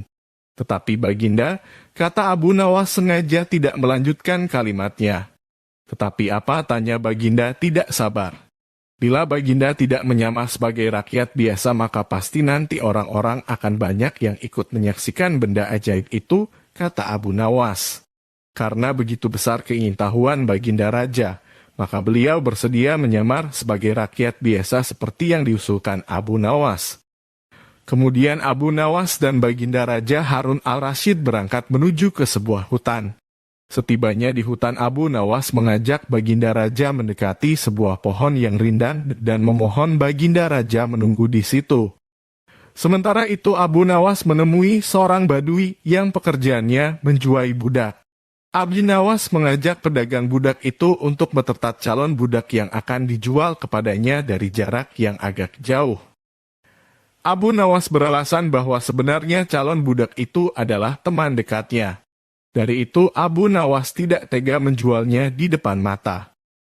Setelah pedagang budak itu memperhatikan dari kejauhan, ia merasa cocok. Abu Nawas pun membuatkan surat kuasa yang menyatakan bahwa pedagang budak sekarang mempunyai hak penuh atas orang yang sedang duduk di bawah pohon rindang itu. Abu Nawas pergi begitu menerima beberapa keping uang emas dari pedagang budak itu. Baginda Raja masih menunggu Abu Nawas di situ ketika pedagang budak menghampirinya. Telah belum tahu mengapa Abu Nawas belum juga menampakkan batang hidungnya. Baginda juga merasa heran mengapa ada orang lain di situ. "Siapa engkau?" tanya Baginda Raja kepada pedagang budak. "Aku adalah tuanmu sekarang," kata pedagang budak itu agak kasar. Tentu saja pedagang budak itu tidak mengenali Baginda Raja Harun al-Rasyid dalam pakaian yang amat sederhana. "Apa maksud perkataanmu tadi?" tanya Baginda Raja dengan wajah merah padam. "Abu Nawas telah menjual engkau kepadaku dan inilah surat kuasa yang baru dibuatnya," kata pedagang budak dengan kasar. "Abu Nawas menjual diriku kepadamu," kata Baginda makin murka. "Ya," bentak pedagang budak. "Tahukah engkau siapa aku ini sebenarnya?" tanya Baginda geram. "Tidak, dan itu tidak perlu," kata pedagang budak seenaknya. Lalu ia menyeret budak barunya ke belakang rumah. Sultan Harun al-Rasyid diberi parang dan diperintahkan untuk membelah kayu. Begitu banyak tumpukan kayu di belakang rumah badui itu sehingga memandangnya saja Sultan Harun al-Rasyid sudah merasa ngeri. Apalagi harus mengerjakannya. "Ayo kerjakan." Sultan Harun al-Rasyid mencoba memegang kayu dan mencoba membelahnya, namun si badu melihat cara Sultan Harun al-Rasyid memegang parang merasa aneh. "Kau ini bagaimana? Bagian parang yang tumpul kau arahkan ke kayu, sungguh bodoh sekali." Sultan Harun al-Rasyid mencoba membalik parang hingga bagian yang tajam terarah ke kayu. Mencoba membelah, namun tetap saja pekerjaannya terasa aneh dan kaku bagi si badu. "Oh, beginikah derita orang-orang miskin mencari sesuap nasi, harus bekerja keras lebih dahulu. Wah, lama-lama aku tak tahan juga," gumam Sultan Harun al-Rasyid. Si badu menatap Sultan Harun al-Rasyid dengan pandangan heran dan lama-lama menjadi marah. Lah merasa rugi barusan membeli budak yang bodoh. "Hai Badui, cukup semua ini aku tak tahan. Kurang ajar kau, budakku harus patuh kepadaku," kata Badui itu sembari memukul Baginda. Tentu saja raja yang tak pernah disentuh orang iki menjerit keras saat dipukul kayu. "Hai Badui, aku adalah rajamu, Sultan Harun al-Rashid," kata Baginda sambil menunjukkan tanda kerajaannya. Pedagang budak itu kaget dan mulai mengenal Baginda Raja. Lapun langsung menjatuhkan diri sembari menyembah Baginda Raja. Baginda Raja mengampuni pedagang budak itu karena ia memang tidak tahu. Tetapi kepada Abu Nawas, Baginda Raja amat murka dan gemas. Jinasanya, beliau meremas-remas tubuh Abu Nawas seperti telur. Siapakah Abu Nawas? Tokoh yang dinggap badut namun juga dianggap ulama besar ini. Sufi, tokoh super lucu yang tiada bandingnya ini aslinya orang Persia yang dilahirkan pada tahun 750 MD. Ahwad meninggal pada tahun 819 M di Baghdad. Setelah dewasa ia mengembara ke Basra dan Kufah. Di sana ia belajar bahasa Arab dan bergaul rapat sekali dengan orang-orang Baduy padang pasir. Karena pergaulannya itu ia mahir bahasa Arab dan adat istiadat dan kegemaran orang Arab, lah juga pandai bersyair, berpantun dan menyanyi. Lah sempat pulang ke negerinya, namun pergi lagi ke Baghdad bersama ayahnya, keduanya menghambakan diri kepada Sultan Harun al-Rashid Raja Baghdad. Mari kita mulai kisah penggeli hati ini. Bapaknya Abu Nawas adalah penghulu kerajaan Baghdad bernama Maulana. Pada suatu hari bapaknya Abu Nawas yang sudah tua itu sakit parah dan akhirnya meninggal dunia. Abu Nawas dipanggil ke istana. Diperintah Sultan, Raja, untuk mengubur jenazah bapaknya itu sebagaimana adat Syekh Maulana.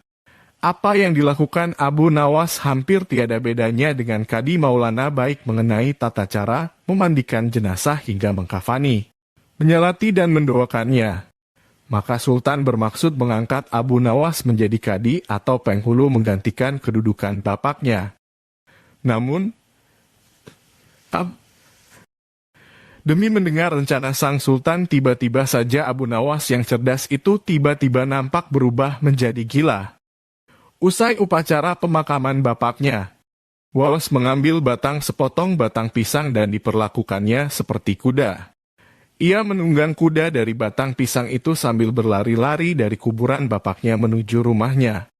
Orang yang melihat menjadi terheran-heran dibuatnya. Pada hari yang lain, ia mengajak anak-anak kecil dalam jumlah yang cukup banyak untuk pergi ke makam bapaknya. Dan di atas makam bapaknya itu, ia mengajak anak-anak bermain rebana dan bersukacita. Kini semua orang semakin heran atas kelakuan Abu Nawas itu. Mereka menganggap Abu Nawas sudah menjadi gila karena ditinggal mati oleh bapaknya. Pada suatu hari, ada beberapa orang utusan dari Sultan Harun al-Rashid datang menemui Abu Nawas. "Hai Abu Nawas, kau dipanggil Sultan untuk menghadap ke istana," kata Wasir utusan Sultan. "Buat apa Sultan memanggilku? Aku tidak ada keperluan dengannya," jawab Abu Nawas dengan entengnya seperti tanpa beban. "Hai Abu Nawas, kau tidak boleh berkata seperti itu kepada rajamu. Hai Wasir, kau jangan banyak cakap. Cepat ambil ini kudaku ini dan mandikan di sungai supaya bersih dan segar," kata Abu Nawas sambil menyodorkan sebatang pohon pisang yang dijadikan kuda-kudaan. Si Wasir hanya geleng-geleng kepala melihat kelakuan Abu Nawas. "Wallace, kau mau apa tidak menghadap Sultan?" kata Wasir. "Katakan kepada rajamu, aku sudah tahu maka aku tidak mau," kata Abu Nawas. "Apa maksudnya Abu Nawas?" tanya Wasir dengan rasa penasaran. "Sudah pergi sana, bilang saja begitu kepada rajamu," sergah Abu Nawas sembari menyaruk debu dan dilempar ke arah si Wasir dan teman-temannya. Si Wasir segera menyingkir dari halaman rumah Abu Nawas. Mereka laporkan keadaan Abu Nawas yang seperti tak waras itu kepada Sultan Harun al-Rashid. Dengan geram Sultan berkata, "Kalian bodoh semua, hanya menghadapkan Abu Nawas kemari saja tak becus. Ayo pergi sana ke rumah Abu Nawas, bawa dia kemari dengan sukarela ataupun terpaksa." Si Wasir segera mengajak beberapa prajurit istana. Dan dengan paksa Abu Nawas dihadirkan di hadapan raja. Namun lagi-lagi di depan Raja Abu Nawas berlagak pilon, bahkan tingkahnya ugal-ugalan tak selayaknya berada di hadapan seorang raja. Abu Nawas bersikaplah sopan, tegur Baginda. Ya Baginda, tahukah Anda apa Abu Nawas? Baginda terasi itu asalnya dari udang. Kurang ajar kau menghinaku Nawas. Tidak Baginda. Siapa bilang udang berasal dari terasi? Baginda merasa dilecehkan, ia naik pitam dan segera memberi perintah kepada para pengawalnya. Hajar dia, pukuli dia sebanyak 25 kali, wah-wah. Nawas yang kurus kering itu akhirnya lemas, tak berdaya dipukuli tentara yang bertubuh kekar. Usai dipukuli, Abu Nawas disuruh keluar istana. Ketika sampai di pintu gerbang kota, ia dicegat oleh penjaga. Hai Abu Nawas, tempo hari ketika kau hendak masuk ke kota ini, kita telah mengadakan perjanjian. Masa kau lupa pada janjimu itu? Jika engkau diberi hadiah oleh Baginda, maka engkau berkata, aku bagi dua, engkau satu bagian, aku satu bagian. Nah, sekarang mana bagianku itu? Hai penjaga pintu gerbang, apakah kau benar-benar menginginkan hadiah Baginda yang diberikan kepada tadi? Dia, tentu itu kan sudah merupakan perjanjian kita. Baik, aku berikan semuanya, bukan hanya satu bagian. Wah, ternyata kau baik hati Abu Nawas. Memang harusnya begitu, kau kan sudah sering menerima hadiah dari Baginda. Tanpa banyak cakap lagi, Abu Nawas mengambil sebatang kayu yang agak besar, lalu orang itu dipukulinya sebanyak 25 kali. Tentu saja orang itu menjerit-jerit kesakitan dan menganggap Abu Nawas telah menjadi gila. Setelah penunggu gerbang kota itu kelengar, Abu Nawas meninggalkannya begitu saja, ia terus melangkah pulang ke rumahnya. Sementara itu si penjaga pintu gerbang mengadukan nasibnya kepada Sultan Harun al-Rashid. Ya, tuanku Syah Alam, ampun beribu ampun. Hamba datang kemari mengadukan Abu Nawas yang telah memukul hamba sebanyak 25 kali tanpa suatu kesalahan. Hamba mohon keadilan dari tuanku Baginda. Baginda segera memerintahkan pengawal untuk memanggil Abu Nawas. Setelah Abu Nawas berada di hadapan Baginda, ia ditanya, Hai Abu Nawas, benarkah kau telah memukuli penunggu pintu gerbang kota ini sebanyak 25 kali pukulan? Berkata Abu Nawas, ampun tuanku, hamba melakukannya karena sudah sepatutnya dia menerima pukulan itu. Apa maksudmu? Coba kau jelaskan sebab musababnya kau memukuli orang itu. Tanya Baginda. Tuanku, kata Abu Nawas, hamba dan penunggu pintu gerbang ini telah mengadakan perjanjian bahwa jika hamba diberi hadiah oleh Baginda, maka hadiah tersebut akan dibagi dua. Satu bagian untuknya, satu bagian untuk saya. Nah, pagi tadi hamba menerima hadiah 25 kali pukulan, maka saya berikan pula hadiah 25 kali pukulan kepadanya. Hai penunggu pintu gerbang, benarkah kau telah mengadakan perjanjian seperti itu dengan Abu Nawas? Tanya Baginda. Benar tuanku, jawab penunggu pintu gerbang. Tapi hamba tiada mengira jika Baginda memberikan hadiah pukulan. Hai, dasar tukang peras, sekarang kena batunya kau, sahut Baginda. Abu Nawas tiada bersalah, bahkan sekarang aku tahu bahwa penjaga pintu gerbang kota Baghdad adalah orang yang suka narget, suka memeras orang. Kalau kau tidak merubah kelakuan burukmu itu, sungguh aku akan memecat dan menghukum kamu. Ampun tuanku, sahut penjaga pintu gerbang dengan gemetar. Abu Nawas berkata, tuanku, hamba sudah lelah, sudah mau istirahat. Tiba-tiba diwajibkan hadir di tempat ini, padahal hamba tiada bersalah. Hamba mohon ganti rugi. Sebab jatah waktu istirahat hamba sudah hilang karena panggilan tuanku. Padahal besok hamba harus mencari nafkah untuk keluarga hamba. Sejenak Baginda melengak, terkejut atas protes Abu Nawas, namun tiba-tiba ia tertawa terbahak-bahak, hahaha. Jangan khawatir Abu Nawas. Baginda kemudian memerintahkan bendahara kerajaan memberikan sekantong uang perak kepada Abu Nawas. Abu Nawas pun pulang dengan hati gembira. Tetapi sesampai di rumahnya, Abu Nawas masih bersikap aneh dan bahkan semakin nyentrik seperti orang gila sungguhan. Pada suatu hari Raja Harun al-Rashid mengadakan rapat dengan para menterinya. Apa pendapat kalian mengenai Abu Nawas yang hendak kuangkat sebagai kadi? Wasir atau Perdana Meneteri berkata, melihat keadaan Abu Nawas yang semakin parah otaknya, maka sebaiknya tuanku mengangkat orang lain saja menjadi kadi. Menteri-menteri yang lain juga mengutarakan pendapat yang sama. Tuanku, Abu Nawas telah menjadi gila, karena itu dia tak layak menjadi kadi. Baiklah, kita tunggu dulu sampai 21 hari, karena bapaknya baru saja mati. Jika tidak sembuh-sembuh juga, bolehlah kita mencari kadi yang lain saja. Setelah lewat 1 bulan Abu Nawas masih dianggap gila, maka Sultan Harun al-Rasyid mengangkat orang lain menjadi kadi atau penghulu kerajaan Baghdad. Konon dalam suatu pertemuan besar ada seseorang bernama Polan yang sejak lama berambisi menjadi kadi. Telah mempengaruhi orang-orang di sekitar Baginda untuk menyetujui jika ia diangkat menjadi kadi. Maka tatkala ia mengajukan dirinya menjadi kadi kepada Baginda, maka dengan mudah Baginda menyetujuinya. Begitu mendengar Polan diangkat menjadi kadi, maka Abu Nawas mengucapkan syukur kepada Tuhan. Alhamdulillah, aku telah terlepas dari balak yang mengerikan. Tapi sayang sekali, kenapa harus Polan yang menjadi kadi? Kenapa tidak yang lain saja? Mengapa Abu Nawas bersikap seperti orang gila?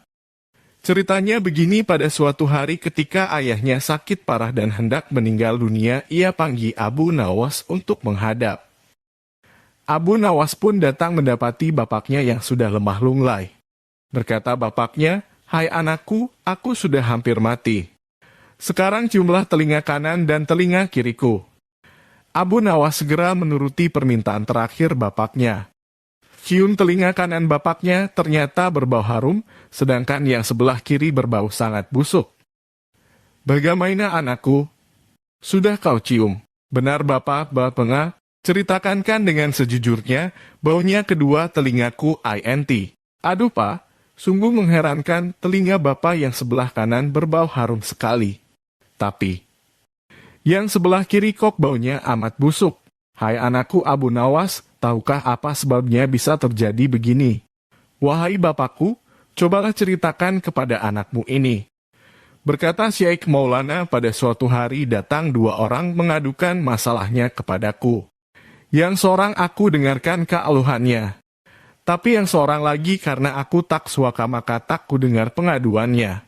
Inilah resiko menjadi kadi, penghulu. Jika kelak kau suka menjadi kadi, maka kau akan mengalami hal yang sama. Namun jika kau tidak suka menjadi kadi, maka buatlah alasan yang masuk akal agar kau tidak dipilih sebagai kadi oleh Sultan Harun al-Rasyid. Tapi tak bisa tidak, Sultan Harun al-Rasyid pastilah tetap memilihmu sebagai kadi dotnan.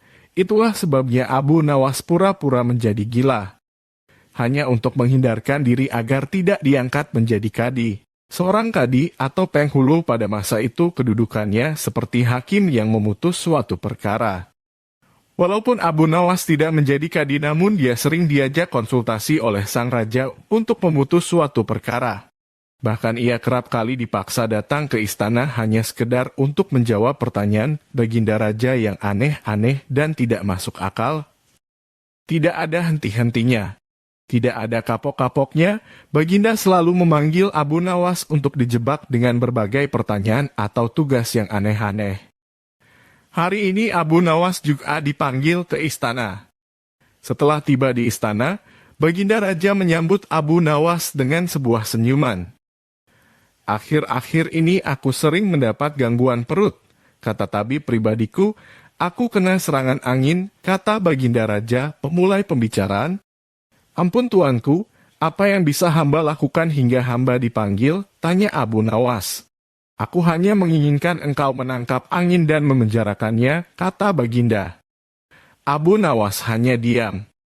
Tak sepatah kata pun keluar dari mulutnya. Lah tidak memikirkan bagaimana cara menangkap angin nanti, tetapi ia masih bingung bagaimana cara membuktikan bahwa yang ditangkap itu memang benar-benar angin.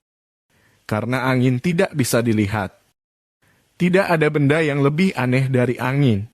Tidak seperti halnya air, walaupun tidak berwarna tetapi masih bisa dilihat.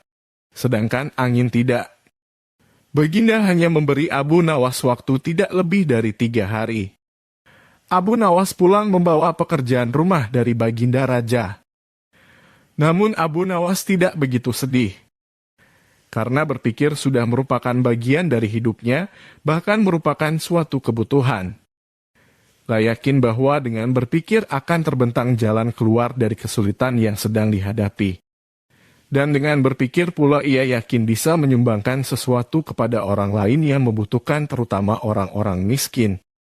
Karena tidak jarang Abu Nawas menggondol sepundi penuh uang emas hadiah dari Baginda Raja atas kecerdikannya.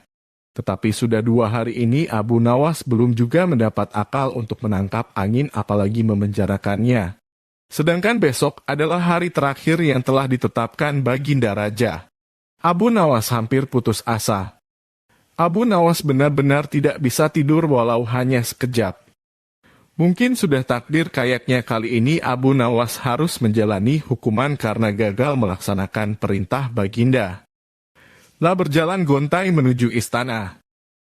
Di sela-sela kepasrahannya kepada takdir ia ingat sesuatu, yaitu Aladin dan lampu wasiatnya.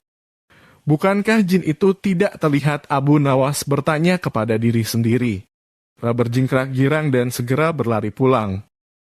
Sesampai di rumah ia secepat mungkin menyiapkan segala sesuatunya kemudian menuju istana.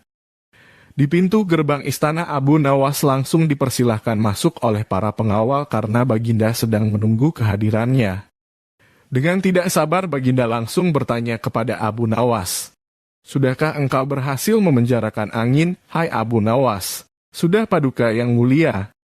Jawab Abu Nawas dengan muka berseri-seri sambil mengeluarkan botol yang sudah disumbat. Kemudian Abu Nawas menyerahkan botol itu. Baginda menimang-nimang botol itu. Mana angin itu, hai Abu Nawas? Tanya Baginda. Di dalam, Tuanku yang mulia, jawab Abu Nawas penuh taksim.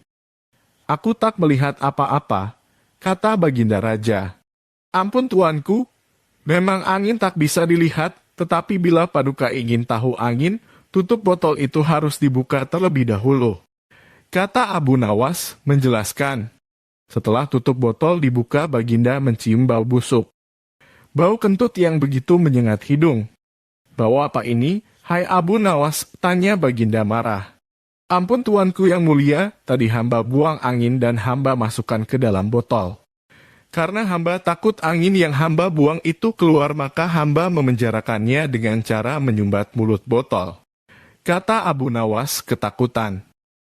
Tetapi Baginda tidak jadi marah karena penjelasan Abu Nawas memang masuk akal. Dan untuk kesekian kali Abu Nawas selamat. Melihat ayam betinanya bertelur, Baginda tersenyum. Beliau memanggil pengawal agar mengumumkan kepada rakyat bahwa kerajaan mengadakan sayembara untuk umum.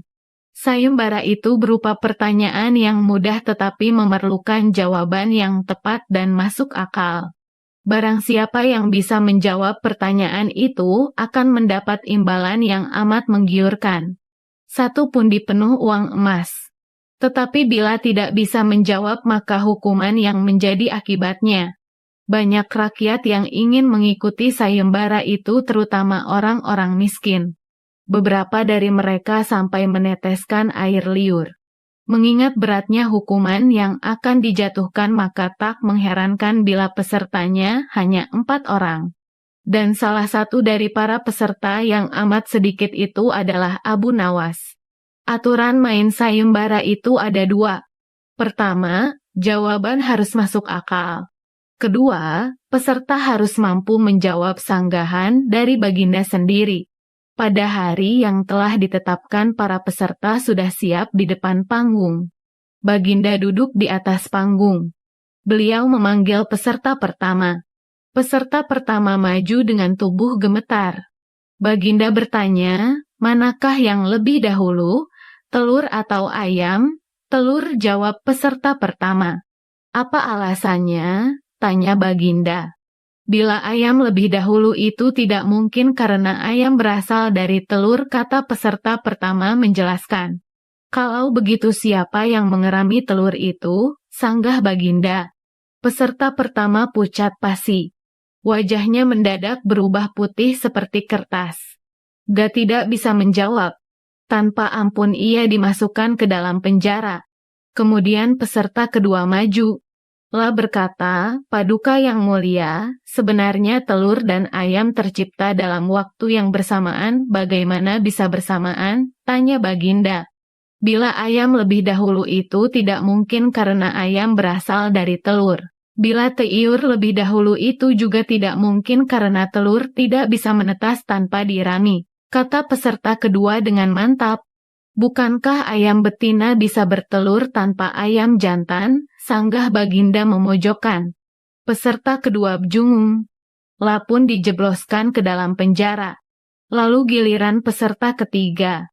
La berkata, Tuanku yang mulia, sebenarnya ayam tercipta lebih dahulu daripada telur. Sebutkan alasanmu, kata Baginda. Menurut hamba, yang pertama tercipta adalah ayam betina, kata peserta ketiga meyakinkan. Lalu bagaimana ayam betina bisa beranak pinak seperti sekarang, sedangkan ayam jantan tidak ada, kata Baginda memancing. Ayam betina bisa bertelur tanpa ayam jantan. Telur dirami sendiri, lalu menetas dan menurunkan anak ayam jantan. Kemudian menjadi ayam jantan dewasa dan mengawini induknya sendiri. Peserta ketiga berusaha menjelaskan. Bagaimana bila ayam betina mati sebelum ayam jantan yang sudah dewasa sempat mengawininya? Peserta ketiga pun tidak bisa menjawab sanggahan Baginda.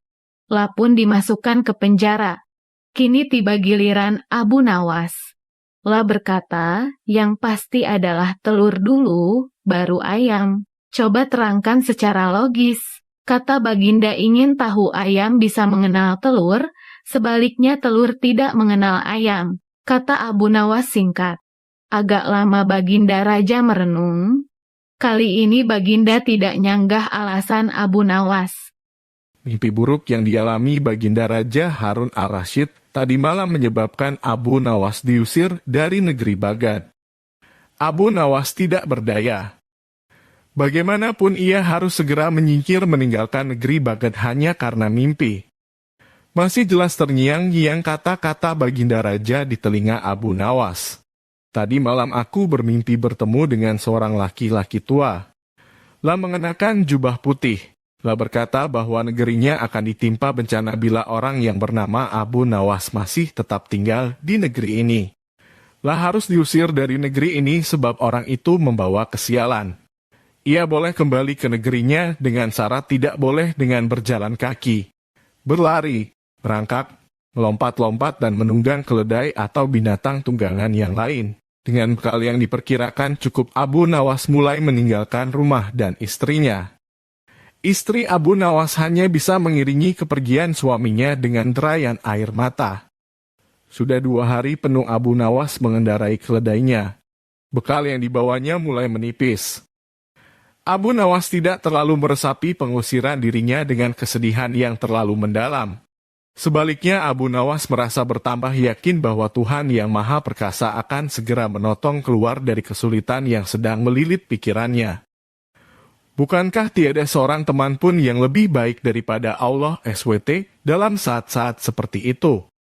Setelah beberapa hari Abu Nawas berada di negeri orang, ia mulai diserang rasa rindu yang menyayat-yayat hatinya yang paling dalam. Rasa rindu itu makin lama makin menderu-deru seperti dinginnya jam harir. Sulit untuk dibendung. Memang, tak ada jalan keluar yang lebih baik daripada berpikir. Tetapi dengan akal, apakah ia harus melepaskan diri? Begitu tanya Abu Nawas dalam hati. Apakah aku akan meminta bantuan orang lain dengan cara menggendongku dari negeri ini sampai ke istana Baginda? Tidak. Tidak akan ada seorang pun yang sanggup melakukannya. Aku harus bisa menolong diriku sendiri tanpa melibatkan orang lain. Pada hari ke-19, Abu Nawas menemukan cara lain yang tidak termasuk larangan Baginda Raja Harun al-Rasyid. Setelah segala sesuatunya dipersiapkan, Abu Nawas berangkat menuju ke negerinya sendiri. Rasa rindu dan senang menggumpal menjadi satu. Kerinduan yang selama ini melecut-lecut semakin menggila karena Abu Nawas tahu sudah semakin dekat dengan kampung halaman. Mengetahui Abu Nawas bisa pulang kembali, penduduk negeri gembira. Desas-desus tentang kembalinya Abu Nawas segera menyebar secepat bau semerbak bunga yang menyerbu hidung. Kabar kepulangan Abu Nawas juga sampai ke telinga Baginda Harun al-Rasyid. Baginda juga merasa gembira mendengar berita itu, tetapi dengan alasan yang sama sekali berbeda. Rakyat gembira melihat Abu Nawas pulang kembali karena mereka mencintainya. Sedangkan Baginda Raja gembira mendengar Abu Nawas pulang kembali karena beliau merasa yakin kali ini pasti Abu Nawas tidak akan bisa mengelak dari hukuman. Namun Baginda amat kecewa dan merasa terpukul melihat cara Abu Nawas pulang ke negerinya. Baginda sama sekali tidak pernah membayangkan kalau Abu Nawas ternyata bergelayut di bawah perut keledai. Sehingga Abu Nawas terlepas dari sanksi hukuman yang akan dijatuhkan karena memang tidak bisa dikatakan dia melanggar larangan Baginda Raja. Karena Abu Nawas tidak mengendarai keledai. Baginda Raja Harun al-Rasyid kelihatan murung. Semua menterinya tidak ada yang sanggup menemukan jawaban dari dua pertanyaan Baginda. Bahkan para penasihat kerajaan pun merasa tidak mampu memberi penjelasan yang memuaskan Baginda. Padahal Baginda sendiri ingin mengetahui jawaban yang sebenarnya. Mungkin karena amat penasaran, para penasihat Baginda menyarankan agar Abu Nawas saja yang memecahkan dua teka-teki yang membingungkan itu. Tidak begitu lama Abu Nawas dihadapkan. Baginda mengatakan bahwa akhir-akhir ini ia sulit tidur karena diganggu oleh keingintahuan menyingkap dua rahasia alam. Tuanku yang mulia, sebenarnya rahasia alam yang manakah yang Paduka maksudkan, tanya Abu Nawas ingin tahu. Aku memanggilmu untuk menemukan jawaban dari dua teka-teki yang selama ini menggoda pikiranku, kata Baginda. Bolehkah hamba mengetahui kedua teka-teki itu, wahai Paduka junjungan hamba? Yang pertama, di manakah sebenarnya batas jagat raya ciptaan Tuhan kita? Tanya Baginda. Di dalam pikiran, wahai Paduka yang mulia. Jawab Abu Nawas tanpa sedikit pun perasaan ragu, Tuanku yang mulia. Lanjut Abu Nawas, ketidakterbatasan itu ada karena adanya keterbatasan. Dan keterbatasan itu ditanamkan oleh Tuhan di dalam otak manusia. Dari itu manusia tidak akan pernah tahu di mana batas jagat raya ini. Sesuatu yang terbatas tentu tak akan mampu mengukur sesuatu yang tidak terbatas. Baginda mulai tersenyum karena merasa puas mendengar penjelasan Abu Nawas yang masuk akal. Kemudian Baginda melanjutkan teka-teki yang kedua. Wahai Abu Nawas, manakah yang lebih banyak jumlahnya bintang-bintang di langit, ataukah ikan-ikan di laut? Ikan-ikan di laut. Jawab Abu Nawas dengan tangkas. Bagaimana kau bisa langsung memutuskan begitu? Apakah engkau pernah menghitung jumlah mereka? Tanya Baginda heran. Paduka yang mulia, bukankah kita semua tahu bahwa ikan-ikan itu setiap hari ditangkapi dalam jumlah besar? Namun begitu jumlah mereka tetap banyak, seolah-olah tidak pernah berkurang karena saking banyaknya. Sementara bintang-bintang itu tidak pernah rontok, jumlah mereka juga banyak. Jawab Abu Nawas meyakinkan. Seketika itu rasa penasaran yang selama ini menghantui Baginda sirna tak berbekas. Baginda Raja Harun al-Rasyid memberi hadiah Abu Nawas dan istrinya uang yang cukup banyak. Tidak seperti biasa, hari itu Baginda tiba-tiba ingin menyamar menjadi rakyat biasa. Beliau ingin menyaksikan kehidupan di luar istana tanpa sepengetahuan siapapun agar lebih leluasa bergerak. Baginda mulai keluar istana dengan pakaian yang amat sederhana layaknya seperti rakyat jelata. Di sebuah perkampungan beliau melihat beberapa orang berkumpul.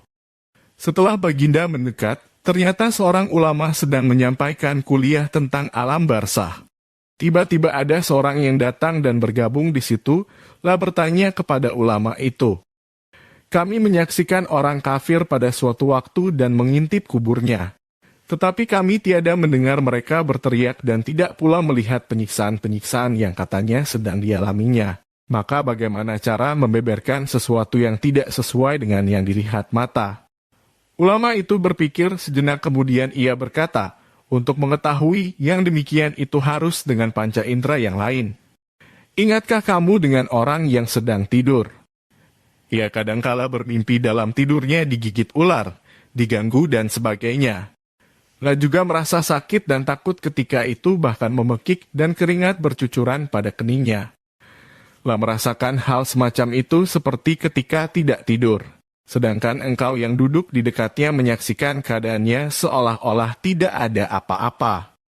Padahal apa yang dilihat serta dialaminya adalah dikelilingi ular-ular. Maka jika masalah mimpi yang remeh saja sudah tidak mampu mata lahir melihatnya, mungkinkah engkau bisa melihat apa yang terjadi di alam barzah? Baginda Raja terkesan dengan penjelasan ulama itu. Baginda masih ikut mendengarkan kuliah itu. Kini ulama itu melanjutkan kuliahnya tentang alam akhirat. Dikatakan bahwa di surga tersedia hal-hal yang amat disukai nafsu, termasuk benda-benda. Salah satu benda-benda itu adalah mahkota yang amat luar biasa indahnya. Tak ada yang lebih indah dari barang-barang di surga karena barang-barang itu tercipta dari cahaya. Saking indahnya maka satu mahkota jauh lebih bagus dari dunia dan isinya. Baginda makin terkesan. Beliau pulang kembali ke istana. Baginda sudah tidak sabar ingin menguji kemampuan Abu Nawas. Abu Nawas dipanggil setelah menghadap Bagiri, aku menginginkan engkau sekarang juga berangkat ke surga. Kemudian bawakan aku sebuah mahkota surga yang katanya tercipta dari cahaya itu. Apakah engkau sanggup, Abu Nawas? Sanggup, Paduka yang mulia. Kata Abu Nawas langsung menyanggupi tugas yang mustahil dilaksanakan itu. Tetapi Baginda harus menyanggupi pula satu syarat yang akan hamba ajukan. Sebutkan syarat itu, kata Baginda Raja. Hamba mohon Baginda menyediakan pintunya agar hamba bisa memasukinya. Pintu apa, tanya Baginda belum mengerti. Pintu alam akhirat. Jawab Abu Nawas, apa itu? Tanya Baginda, ingin tahu, kiamat, wahai Paduka yang mulia. Masing-masing alam mempunyai pintu. Pintu alam dunia adalah lian peranakan ibu. Pintu alam barzah adalah kematian. Dan pintu alam akhirat adalah kiamat. Surga berada di alam akhirat. Bila Baginda masih tetap menghendaki hamba mengambilkan sebuah mahkota di surga, maka dunia harus kiamat terlebih dahulu. Mendengar penjelasan Abu Nawas, Baginda Raja terdiam. Di sela-sela kebingungan Baginda Raja Harun al-Rashid, Abu Nawas bertanya lagi, masihkah Baginda menginginkan mahkota dari surga? Baginda Raja tidak menjawab, beliau diam 1000 bahasa, sejenak kemudian Abu Nawas mohon diri karena Abu Nawas sudah tahu jawabnya. Kadangkala untuk menunjukkan sesuatu kepada sang raja, Abu Nawas tidak bisa hanya sekedar melaporkannya secara lisan. Raja harus mengetahuinya dengan mata kepala sendiri, bahwa masih banyak di antara rakyatnya yang hidup sengsara. Ada saja praktek jual beli budak. Dengan tekad yang amat bulat Abu Nawas merencanakan menjuai Baginda Raja. Karena menurut Abu Nawas hanya Baginda Raja yang paling patut untuk dijual. Bukankah selama ini Baginda Raja selalu mempermainkan dirinya dan menyengsarakan pikirannya? Maka sudah sepantasnya lah kalau sekarang giliran Abu Nawas mengerjai Baginda Raja. Abu Nawas menghadap dan berkata kepada Baginda Raja Harun al-Rashid, ada sesuatu yang amat menarik yang akan hamba sampaikan hanya kepada Paduka yang mulia, tertarik. Apa itu, wahai Abu Nawas? Tanya Baginda langsung, sesuatu yang hamba yakin belum pernah terlintas di dalam benak Paduka yang mulia. Kata Abu Nawas meyakinkan. Kalau begitu cepatlah ajak aku ke sana untuk menyaksikannya, kata Baginda Raja tanpa rasa curiga sedikit pun. Tetapi Baginda, kata Abu Nawas sengaja tidak melanjutkan kalimatnya. Tetapi apa, tanya Baginda tidak sabar. Bila Baginda tidak menyamar sebagai rakyat biasa maka pasti nanti orang-orang akan banyak yang ikut menyaksikan benda ajaib itu, kata Abu Nawas. Karena begitu besar keingintahuan Baginda Raja, maka beliau bersedia menyamar sebagai rakyat biasa seperti yang diusulkan Abu Nawas. Kemudian Abu Nawas dan Baginda Raja Harun al-Rashid berangkat menuju ke sebuah hutan. Setibanya di hutan, Abu Nawas mengajak Baginda Raja mendekati sebuah pohon yang rindang dan memohon Baginda Raja menunggu di situ. Sementara itu Abu Nawas menemui seorang badui yang pekerjaannya menjuai budak. Abu Nawas mengajak pedagang budak itu untuk mentertat calon budak yang akan dijual kepadanya dari jarak yang agak jauh. Abu Nawas beralasan bahwa sebenarnya calon budak itu adalah teman dekatnya. Dari itu Abu Nawas tidak tega menjualnya di depan mata. Setelah pedagang budak itu memperhatikan dari kejauhan, ia merasa cocok. Abu Nawas pun membuatkan surat kuasa yang menyatakan bahwa pedagang budak sekarang mempunyai hak penuh atas orang yang sedang duduk di bawah pohon rindang itu. Abu Nawas pergi begitu menerima beberapa keping uang emas dari pedagang budak itu. Baginda Raja masih menunggu Abu Nawas di situ ketika pedagang budak menghampirinya. Telah belum tahu mengapa Abu Nawas belum juga menampakkan batang hidungnya. Baginda juga merasa heran mengapa ada orang lain di situ. "Siapa engkau?" tanya Baginda Raja kepada pedagang budak. "Aku adalah tuanmu sekarang," kata pedagang budak itu agak kasar. Tentu saja pedagang budak itu tidak mengenali Baginda Raja Harun al-Rashid dalam pakaian yang amat sederhana. "Apa maksud perkataanmu tadi?" tanya Baginda Raja dengan wajah merah padam. "Abu Nawas telah menjual engkau kepadaku dan inilah surat kuasa yang baru dibuatnya," kata pedagang budak dengan kasar.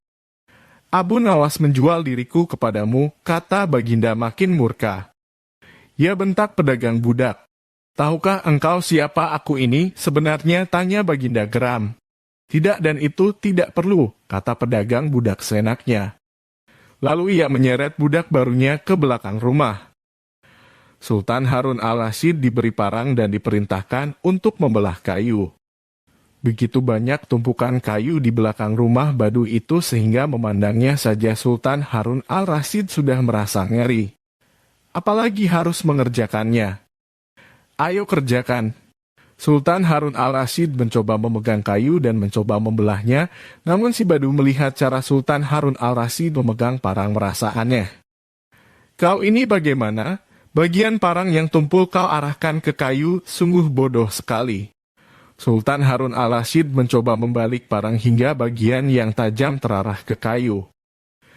Mencoba membelah namun tetap saja pekerjaannya terasa aneh dan kaku bagi si Badu. "Oh, beginikah derita orang-orang miskin mencari sesuap nasi, harus bekerja keras lebih dahulu. Wah, lama-lama aku tak tahan juga," gumam Sultan Harun al-Rashid. Si Badu menatap Sultan Harun al-Rashid dengan pandangan heran dan lama-lama menjadi marah. Lah merasa rugi barusan membeli budak yang bodoh. "Hai Badui, cukup semua ini aku tak tahan. Kurang ajar kau, budakku harus patuh kepadaku," kata Badui itu sembari memukul Baginda. Tentu saja raja yang tak pernah disentuh orang iki menjerit keras saat dipukul kayu. "Hai Badui, aku adalah rajamu, Sultan Harun al-Rashid," kata Baginda sambil menunjukkan tanda kerajaannya. Pedagang budak itu kaget dan mulai mengenal Baginda Raja. Lapun langsung menjatuhkan diri sembari menyembah Baginda Raja. Baginda Raja mengampuni pedagang budak itu karena ia memang tidak tahu. Tetapi kepada Abu Nawas Baginda Raja amat murka dan gemas. Rasanya beliau meremas-remas tubuh Abu Nawas seperti telur.